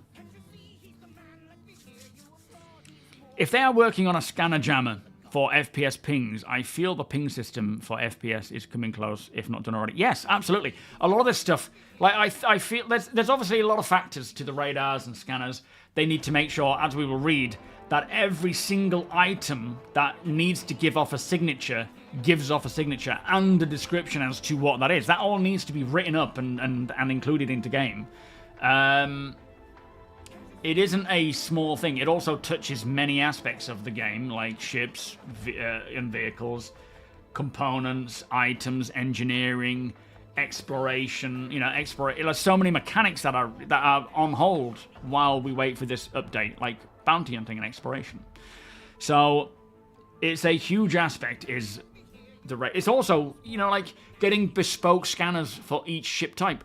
How annoying is it now trying to salvage when you don't know if the ship you're salvaging is fair salvage or not, because we don't have that way of telling whether it's been claimed on insurance or not. So that should unlock the option for upgrading, changing and swapping out your radar as a physical item that you can loot and buy. You could essentially have a Super Hornet with a mining scanner that can fly around finding minables for other people and selling that information, reporting that information back, or sharing that information. So it's a huge system, and it's very important, but it's very exciting, like you say, to see a handheld radar scanner being a device they're creating, because, yeah, they need to have all that stuff sorted out first in order to know what this scanner is going to do and how it's going to do it. Let's just skip this one again.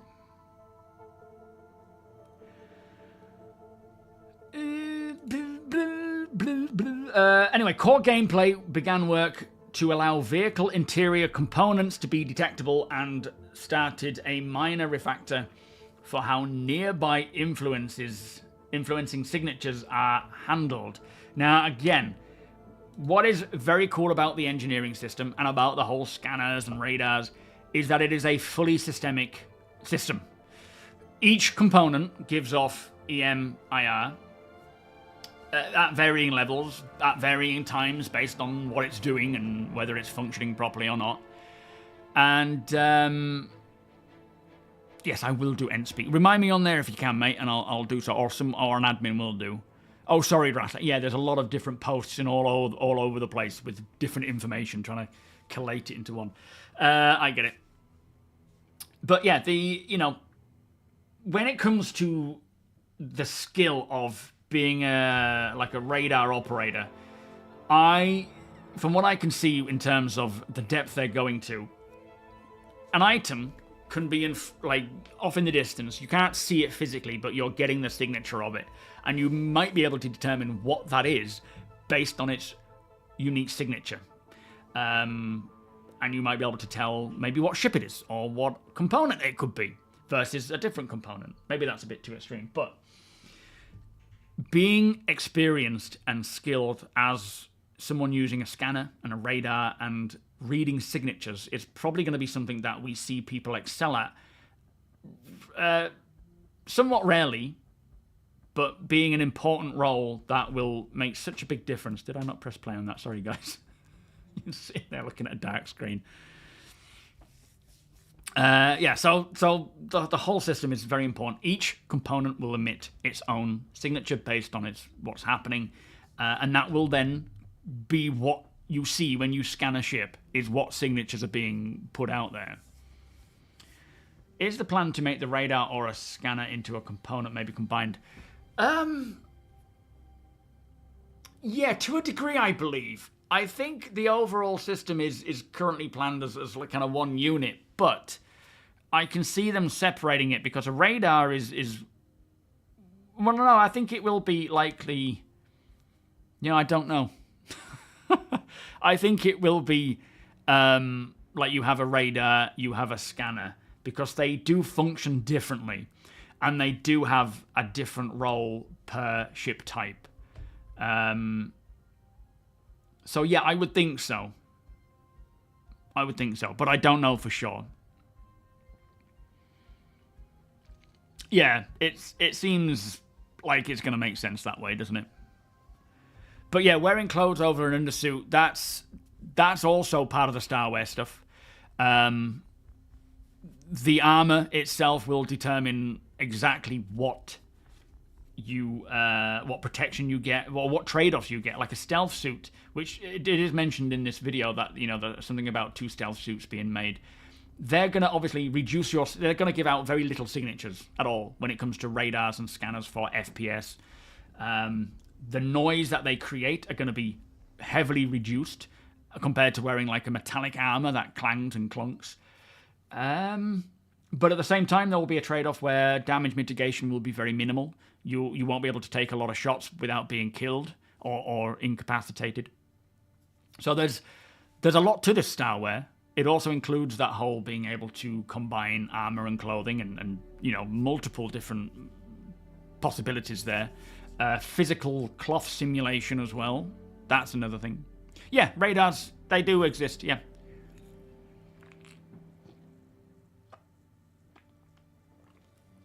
Yeah, we need a way to tell if a ship is owned or not. So I'm hoping when we get salvaging ships and radars for them, we'll be able to actually have that readout.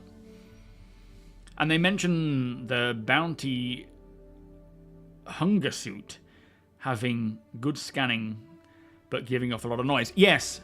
Yeah. So, if you're wearing a bounty hunter, obviously bounty hunter suit. I don't know why I didn't get that. If you're wearing a bounty hunter suit, your radar will be sort of top of the line for detecting signatures, FPS signatures, and but it will obviously tell people where you are because you're pinging all the time. No news on multi-crew ship bed logging at this time, I don't think. Not that I know of, anyway. I love this song.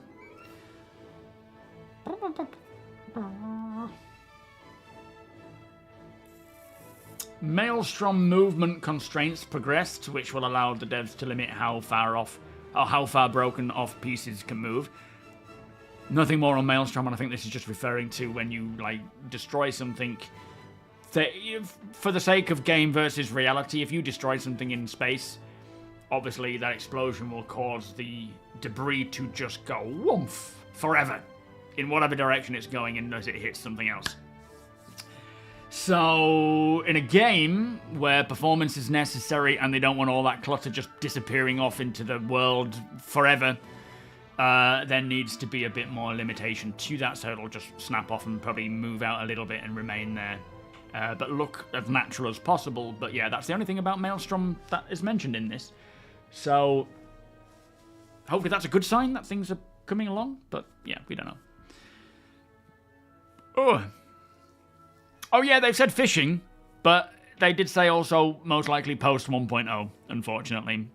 A lot of people want fishing. A lot of the developers want fishing, even Chris, but yeah, obviously not priority. I reckon they'll bring it before 1.0. They've said not before 1.0, but I think it would be just a love child of one of the developers who really wants fishing, who would just on their off time be like, you know what, I'm going to code fishing, I'm going to create a fishing rod and go to town with it and just, here you go. But we'll see. I don't know yet. So many people just abandon their ships on planets and spaceports. So much salvage. Yes, at the moment they do. Because there's a lot of missing elements to incentivize people to keep hold of their ships. And there's a lot of bugs that just make people rage quit, including myself. You know, there's so many ships that I've just abandoned because I'm like, you know what? I'm not dealing with it. Alt F4. That ship becomes salvageable. Oh, dear. You think light armor will probably chafe more than heavy, so some kind of under armor wear suitable to the armor type would be nice. You're thinking too much about it, Ramoyne. Far too detailed thinking there. Oh dear. Yo, Meta, how you doing? All good, thank you, mate. How are you? I reckon they could do it with the multi-tool, though. Fishing with the multi-tool, just laser beam the fish. Yeah, beam fishing. We know it. We know it's going to happen. Baby powder. Oh, for the chafing. Thought you meant for fishing. I was like, do tell me. Tell me more. The core gameplay also wrote various technical documents, including one for a new mission giver and a new mechanic to communicate mission progress via the comm calls. This must be with Kalo. The inventory UI rework progressed with new concept art. This is what I was talking about actually earlier. This is an ongoing initiative to address many visual and user experience issues with the current inventory UI, including how players equip items on their character. Again, the UI is a big problem child right now, and for inventory, it's very just bog standard. It needs to feel more of the world, diegetic, I suppose. Like, I love games where, you know, you get the outline of a backpack, the actual backpack, and it looks like you're looking in it. That would be cool if you could just, you know, open your backpack and look in it, but I doubt that'll happen. But yeah, creating better UI that suits the game better, that looks more up to the current standard of visual tech, that would be nice. It's immersion! Maybe we'll see talcum powder, yeah, as a consumable. Like, oh, flipping heck, that hurts. Rope tech, yep, absolutely. A laser fishing rod. You could maybe fire it out with the and then reel it in. That would be kind of cool. Casual backpacks with your clothing. Yes, that's something they have stated. I don't know if that's coming with Starware. What did they say about that at CitizenCon? I'm sure he mentioned backpacks for clothing, but I don't know if he said following that was like one day, or if it was we are working on it. Spike, how you doing? Welcome. Well, funnily enough, Joe, there are contracts with certain companies, like certain organizations getting hooked into the reputation system. I think people like Rayari, where there are hunting contracts and resource gathering and things. So, yeah. Oh, yeah, pouches and things. Yeah, that's true. Space tuna. What about space whale? CIG needs to make an April Fool's Inside Star Citizen segment about fishing, starting with the multi-tool fishing beam, all the way up to capital ship fishing with the Stormwall fishing. What about the claw, the Reclaimer claw? Fair enough, it can't grip ships, but Stormwall catching with the Reclaimer. Alright, we're going too far with this. It'd be awesome if you could take an abandoned ship and keep it for your own. Yes, that's planned.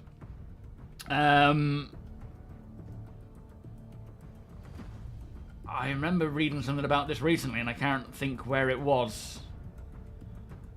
It was to do with...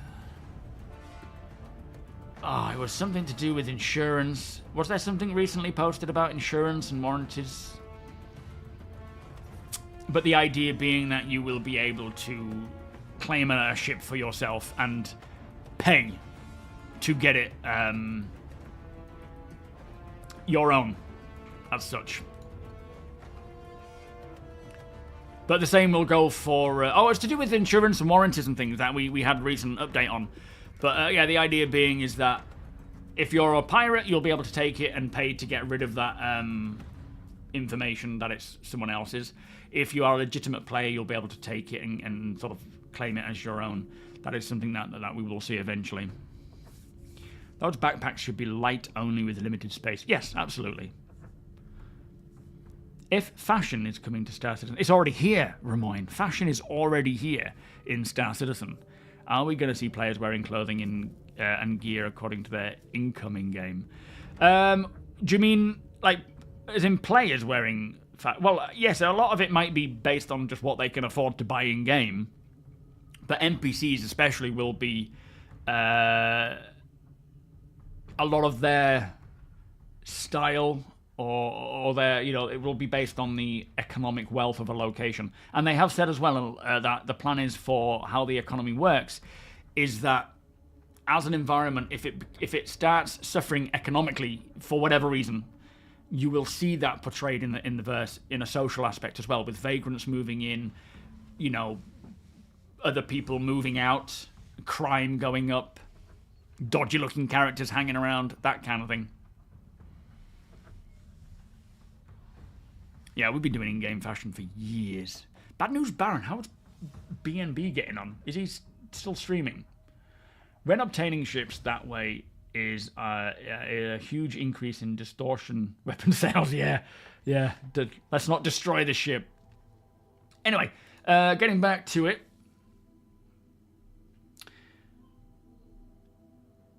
For the mission system refactor, the team fixed various issues with mission logic not proceeding or mission properties not working correctly, plus a variety of quality of life updates were added. And finally, for the core gameplay team, they worked on various issues affecting hangars, freight elevators, the fleet manager, and more that were exposed during 4.0 preview and 4.0.1 live. And to be fair, the main problems are hangars, elevators, freight elevators, your ASOP fleet stuff.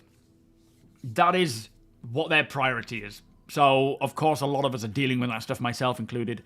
They're aware, they're working on it, and with each patch we get, hopefully we will see that get fixed and fixed and fixed.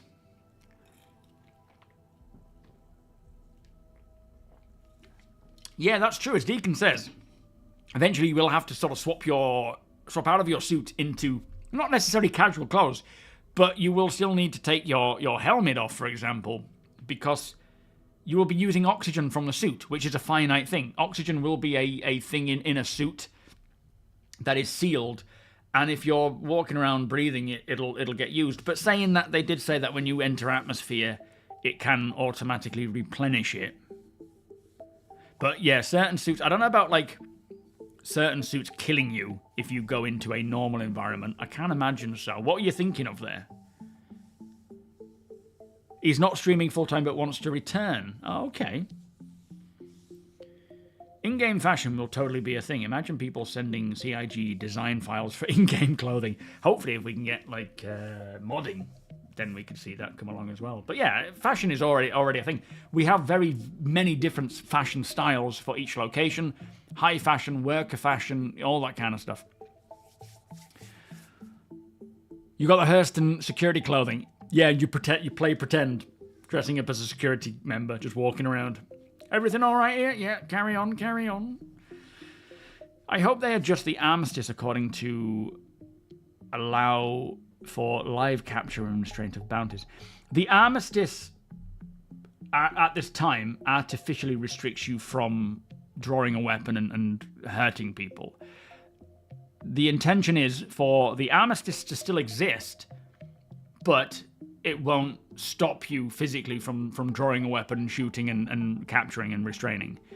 It'll be a criminal offense if you did so, but if you are part of the Bounty Hunters Guild, you will obviously, if you're there on work business, you will be allowed to do that.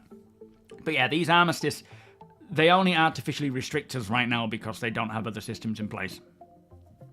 I love beer, how you doing? I have, yeah. Thinking of upgrading your Taurus to it. Fair enough, fair enough. It's definitely made it a runner for the time being, although I'm sure there'll be other balance tunes going on later down the line. They may even drop it back down again. I wouldn't do anything too brash. I mean, obviously do what you like. It's your own money, of course, but there is a concern of jumping ship, literally, every time there is a balance change. Because eventually things will come around and make sense across the board, and you will have jumped and jumped and jumped and jumped and gone to something else, and you'll be like, oh wait, I want that back now. Not to say it's going to happen to you this time, Love B. I'm not talking about you specifically. I just mean in general. A lot of people jump ship the minute a change is made, and sometimes those changes can be accidental or bugs. Not that this is, but in terms of balance, things will change again. No, I don't think they've talked about dropship missions at all of late.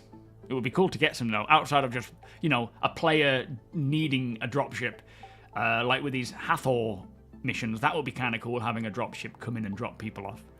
Speaking about suits, I spent an hour yesterday trying to drink. Then I discovered I need to take my helmet off.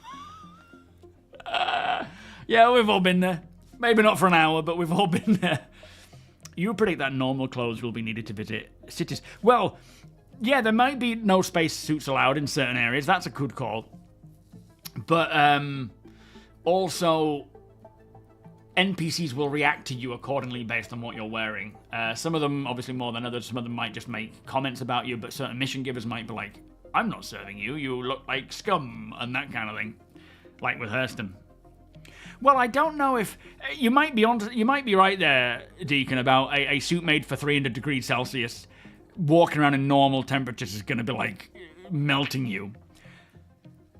That could factor in it, but sometimes I get the impression that they're just going to be like, when you're in atmosphere, it's fine, it doesn't function as you would expect it to. But yeah, that would be better. I would prefer that. But whether they do that, I don't know.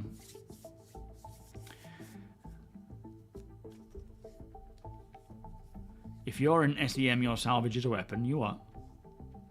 Oh, yeah, sorry, I see. They should make helmets that allow drinking without taking them off. I kind of like the idea that environmental suits allow you to drink without, like you say, taking your helmet off, having a way of having onboard liquids, or maybe filling up a container that allows you to drink. For exploration specific, for example, you know, if you're exploring, you might want to keep your helmet on because of oxygen and so forth. But in terms of like military helmets, maybe not. That could be a good trade-off. Various other helmets. It makes sense that certain suits have that ability, but contextual, but that it could be a good trade-off as well, so that there's not one god suit to do everything. Yeah, like a camelback. Welcome, Mr. Hay. I had one of those for a long time. It really got smelly. I think you're supposed to put it in the freezer, aren't you, to stop things going off. Anyway, let's just see what else we've got here.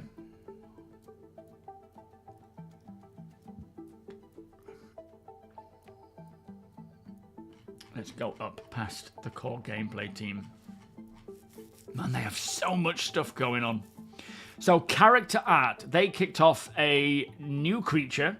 Continued to work through Starware debt, which is just cleaning up the old, clothing systems, making sure that Starware is new and fancy and not problematic.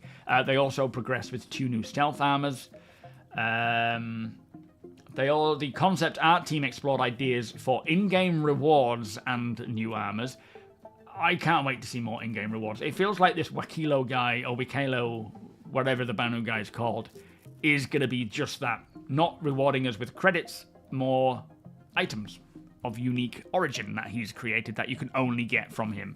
That I can't wait for. That I love that stuff.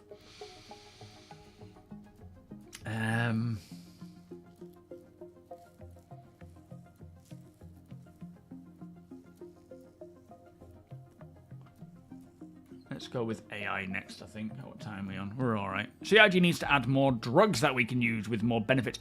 They actually said that a lot of these drugs, like, for example, these missions where you have drugs that can be shot, the idea being that if you shoot it and it goes into the atmosphere or into the, you know, like a powder or a cloud, if an NPC is stood next to it, or a player, they will absorb that or breathe it in and actually take on that effect. So yeah, I think part of the player status system, that kind of thing will happen, but I don't know when. At the moment, it looks like radiation is the next player status thing to come in.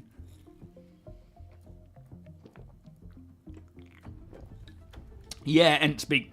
Trying to swap clothing and you've got like a pair of boots on or a pair of gloves on and you haven't realised. So annoying. Yeah. Drink reservoirs, makes sense. A suit that processes your urine and makes it drinkable. It's certainly something that can happen for things like exploration suits, I would say. We don't know what the new creatures are. There's a lot of new creatures in the works. They haven't mentioned any of it. It could be the Storm Wall, it could be the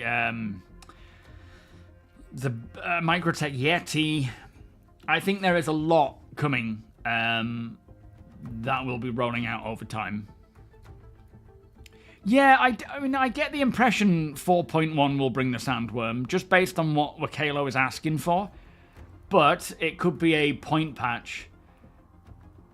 There's no mention at this time of that, you know, monster hunting gameplay coming in with 4.1, other than these little hints. So, potentially. I think it's definitely a potential, but it could be that it's coming later on. I mean, I did rinse it out, yeah, but it just made water taste weird. Real Exodus, how you doing? F1 drivers goes to pit stop to take their helmet off and drink, not to refuel. Sorry, F1 drivers go to pit stops to take off helmets and drink, not to refuel and change tires. Are you? Did you mean that the other way around? You're not very experienced with Star Citizen, but I imagine some of the suits will consume power battery, so it will be best to not wear it 24/7. Yeah, so a lot of suits are powered not like power suits, not like Fallout in that sense, you know, but they are they still have their own power. They give off emissions. They you know, some of them can recharge things like energy weapon magazines and so forth. So yeah, absolutely, they'll have their own energy to them. Some may have their own little life support systems, but yeah, that's definitely something they've mentioned in the past, in fact. This is getting so old now. Quantum travel and jump drives keep breaking in ships, though they should be working normally. The amount of ships I keep needing to reclaim is... What's happening, Alakai? Are you checking the power management screen to make sure that you are actually getting the amount of power to the drives as you need? Yo, frack. I have heard about it being in there. I haven't seen it myself. In fact, I did see someone flying a Polaris in one the other day. But, yeah, I don't know if this means Theaters of War is coming in, or if they're just using it as another map that we can use. I would be pretty surprised if they rolled out Theaters of War all of a sudden, because I would assume priority is just elsewhere. But they're using a lot of the... I think what they're doing is they have the map, they have these Hathor buildings and structures available, and they haven't used them because Theaters of War got put on hold.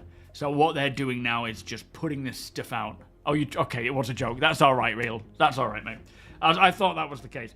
Yeah, so I think what they're doing now is they're rolling out these the pieces of work that they've had for a while into the game so that they're getting used as quick and easy content rather than Theaters of War coming soon. I would be fine if it does come though, but yeah, I don't know. Yes, my org is more than welcome to anyone from any part of the world. Absolutely, bolting. And the benefit of that is that there should be someone always available to play, you know? Bindo X, thank you for the follow 3 minutes ago. I missed that one. Yeah, suits from Dune, that kind of thing. You're never behind, Liquid. I'm always the one that's catching up. But yeah, there's a lot of potential there. And again, they don't want one suit to rule them all. They don't want one ship to rule them all. They want people to collect things based on the situation at hand.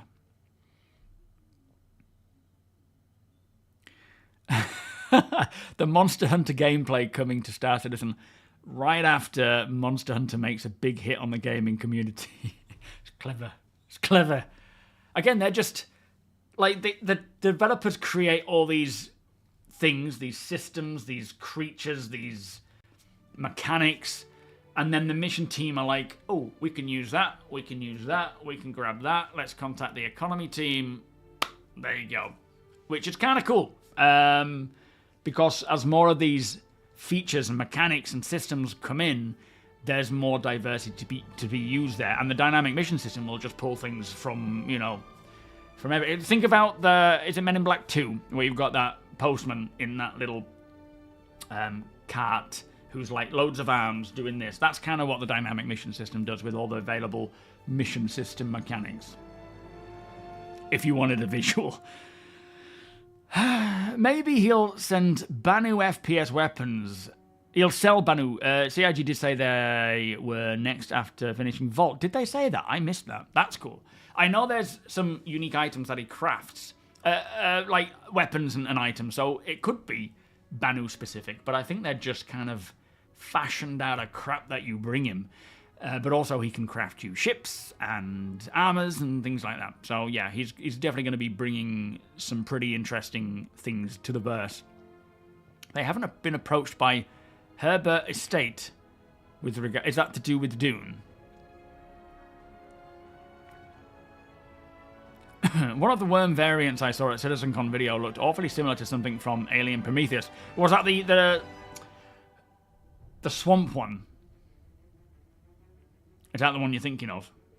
Yeah, the racing suits. Well, racing EVA suits. Yeah, that's something we haven't seen yet, is the detachment of EVA jets from the suit. That's probably also Starware related, where your suit isn't like by default going to come with EVA capabilities. You'll have to buy that separately and equip it. And you will have EVA fuel that will deplete and need to be replenished. So, yeah, there's a lot of fun there. But racing suits is something we're seeing coming soon. I think the not Hello Kitty, you know what I mean. Star Kitten one is a racing suit, and these will help with various aspects. So I don't know if Starware is sort of rolling out already. You know, like in terms of slowly with various attributes being applied, or if those attributes are not in yet, but the suit is, if that makes sense. You just go to... I'm not sure exactly where you do it, but you go into my org and you can click Apply to Org. It's been a long while since I've applied to... I've never applied to an org. Or maybe I did once back in like 2014, 2015. But yeah, just go to that. I mean, I can't see it because I'm a member of the org.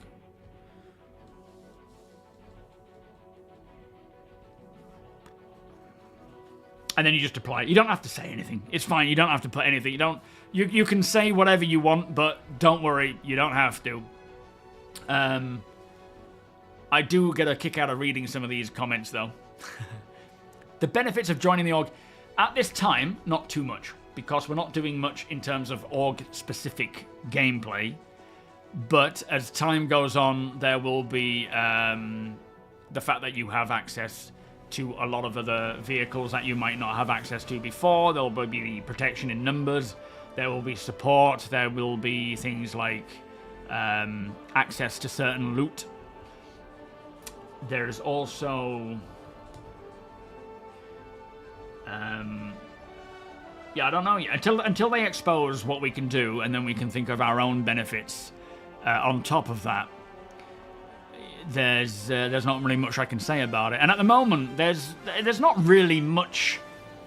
The only benefit right now to joining an org is that you have more people to play with, which is great because you have more friends, you have more support and protection with others and higher numbers. Plus, there might be people with ships that you don't have access to that you can be a part of. But it's still the actual org system itself is a very minimal system. What I get for creating one is more numbers, like players to play with, access to more vehicles, multiple vehicles, more support, which in itself is just crazy cool games, like gameplay. But yeah, best benefit of joining my org, street cred. I'm joking. I don't know. Some people might kill you because you're in it. I don't think they will, but you never know. Yeah, like-minded people. And again, there will be clashes of people in terms of real-world stuff, in-game stuff. All I ask is if you are in the org and there is someone you don't get on with, or, you know, the clash is there, I don't want drama. I was in an org a while back, and I was on holiday with Rachel, and I got a comment from one person saying, I've just been kicked from an org event. We were in Rust playing something, and then the other party wrote saying this guy was singing Bohemian Rhapsody over VoIP while we were all trying to work together, so I put him in his own TeamSpeak server, and they were both coming at me saying, you know, complaining about each other, and I was like, I don't care. This is not for me to deal with. It's not even my org. It wasn't my org. I was on someone else's org.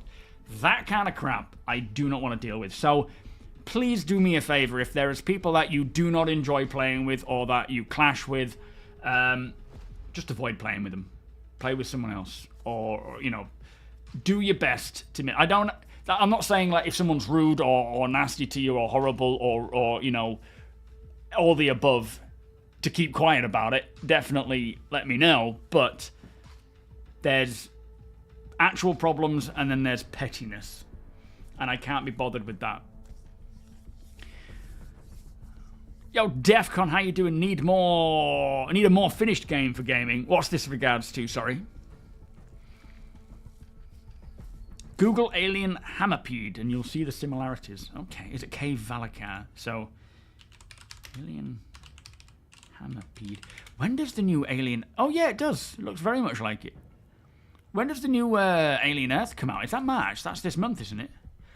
Yeah, so there are new missions coming to 4.1, but at this time they're not for testing. They're activating new missions, old missions that now work with the mesh. There's probably going to be new ones coming as well, but also this Banu character has you going out collecting things like pips cans, Valakar Pearl, you know, all sorts of things of varying difficulties, I would say, that will allow players of all types and abilities to either, you know, to get stuff for him and get rewards for it, which is cool. Juice, how you doing? Oh yeah, the 890 Pirate Raid. That's coming back, is it? Is that working all right? Yes, I have a referral code, Bolting, if you don't have an account yet. Exclamation... Star Citizen? Or SC, is it? I can't remember. I suppose it depends on the org culture. There will always be huge orgs with seemingly unlimited resources. Then the Zerg PvP org. Yeah, absolutely. There's so many different orgs, corporations, religions. There's, you know, you can create whatever you want. If you want Star Citizen, if you want drama, Star Citizen is not the game to do it in anyway. No, true. Migs, how you doing? Oh, 7, welcome. So the 890 is in and it works. Excellent. Darth Dumpster Fire. No, I don't know who that was. No, it was like I say, the group from 2015.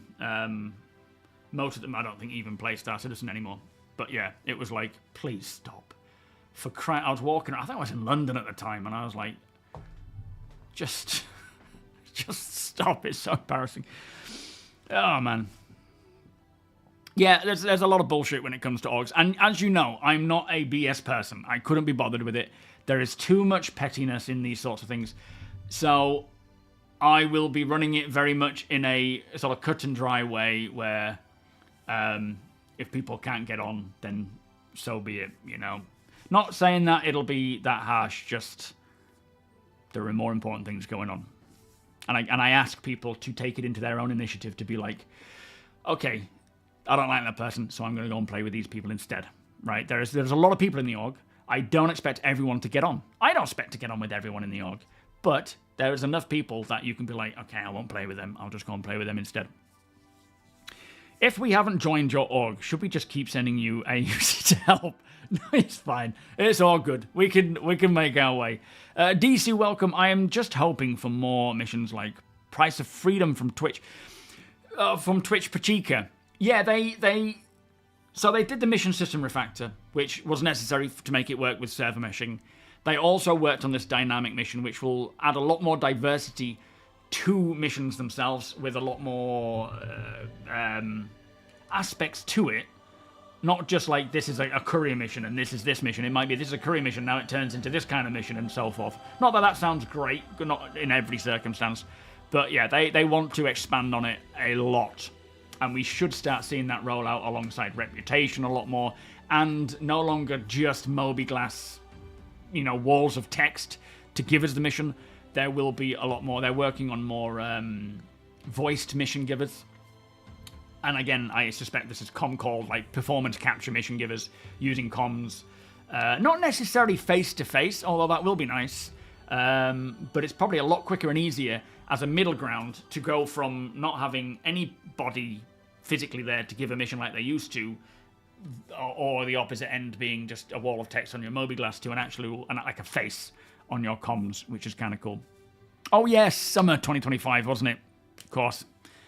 No, I haven't seen the handyman missions back yet. I'm hoping that's some of the missions that's coming. Now, it was mentioned on the patch notes, as we've mentioned it earlier, but features that are in but not ready for feedback or testing include additional missions updated for meshing. So it could just be the old missions coming back in that now work for server meshing. I don't know how many of it or what specific missions they are, but there is a lot of work going on for different corporations handling different mission types that you can earn rep with and giving out these missions as well. Whether or not that's a 4.1 thing, I hope so in a lot of areas.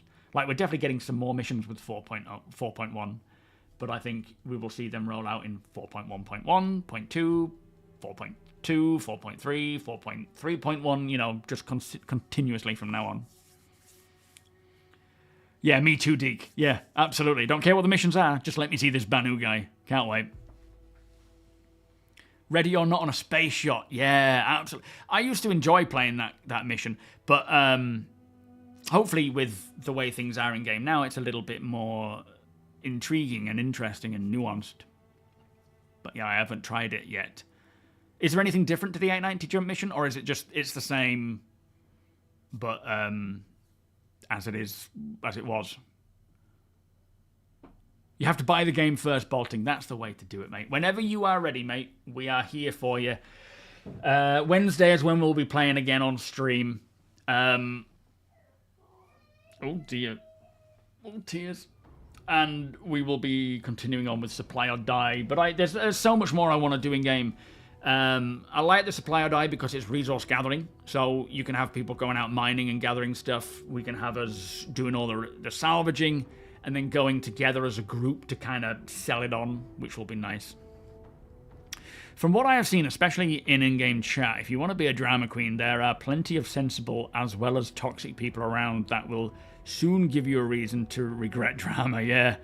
Apparently there is something about the new 890 jump mission, not sure. Yeah, I think it's that it's in and working now. They've updated it to work with server meshing. It was one of the old missions, because a lot of the old missions that we've had have been taken out. Some of them are coming back, some of them are not. The ones that are not, I guess a lot of them might be updated to use the more modern tech, but also they might just be gone for good, because they now gather a lot more data about each mission and how much it was played, how much people enjoyed it, where they, whether they played it all the way through or backed out. You have an account, Bolting. Good man. What are you going to get? I do suggest just grab a starter pack. If you get a ship that you want to use, but essentially, if you're jumping in when we're streaming, you can be a crewman on some of our ships, on my Reclaimer, on a Polaris. You can do whatever you want to do. There is always a role for people if they want to jump in. Can't guarantee a great payout, but I can guarantee a lot of fun. I can't guarantee a lot of fun. The game will determine that, but yeah. It's cool getting together anyway. Yeah, hopefully we get blood splatters. Sounds a bit weird, but I would prefer that. Pretty much the same from what I've seen. Scorched gun attachments. Oh, most of the enemies. That's the primary loot I see. And a free 300i. Okay, fair enough. The invasion of Orison. Oh, yeah, the, yeah. Oh, what was that called? I don't know if that's coming back. It might do, but I don't know. Anyway, it is now time for me to finish. The monthly report I'll be working on is a long video, so that's not likely going to be coming out anytime soon. That'll be maybe end of the week kind of thing.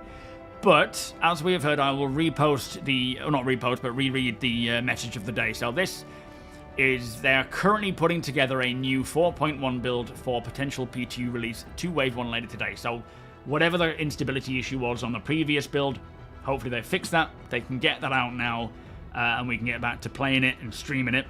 The goal is to open up to all backers by Friday. So the PTU, still on the PTU, but open to everybody by Friday.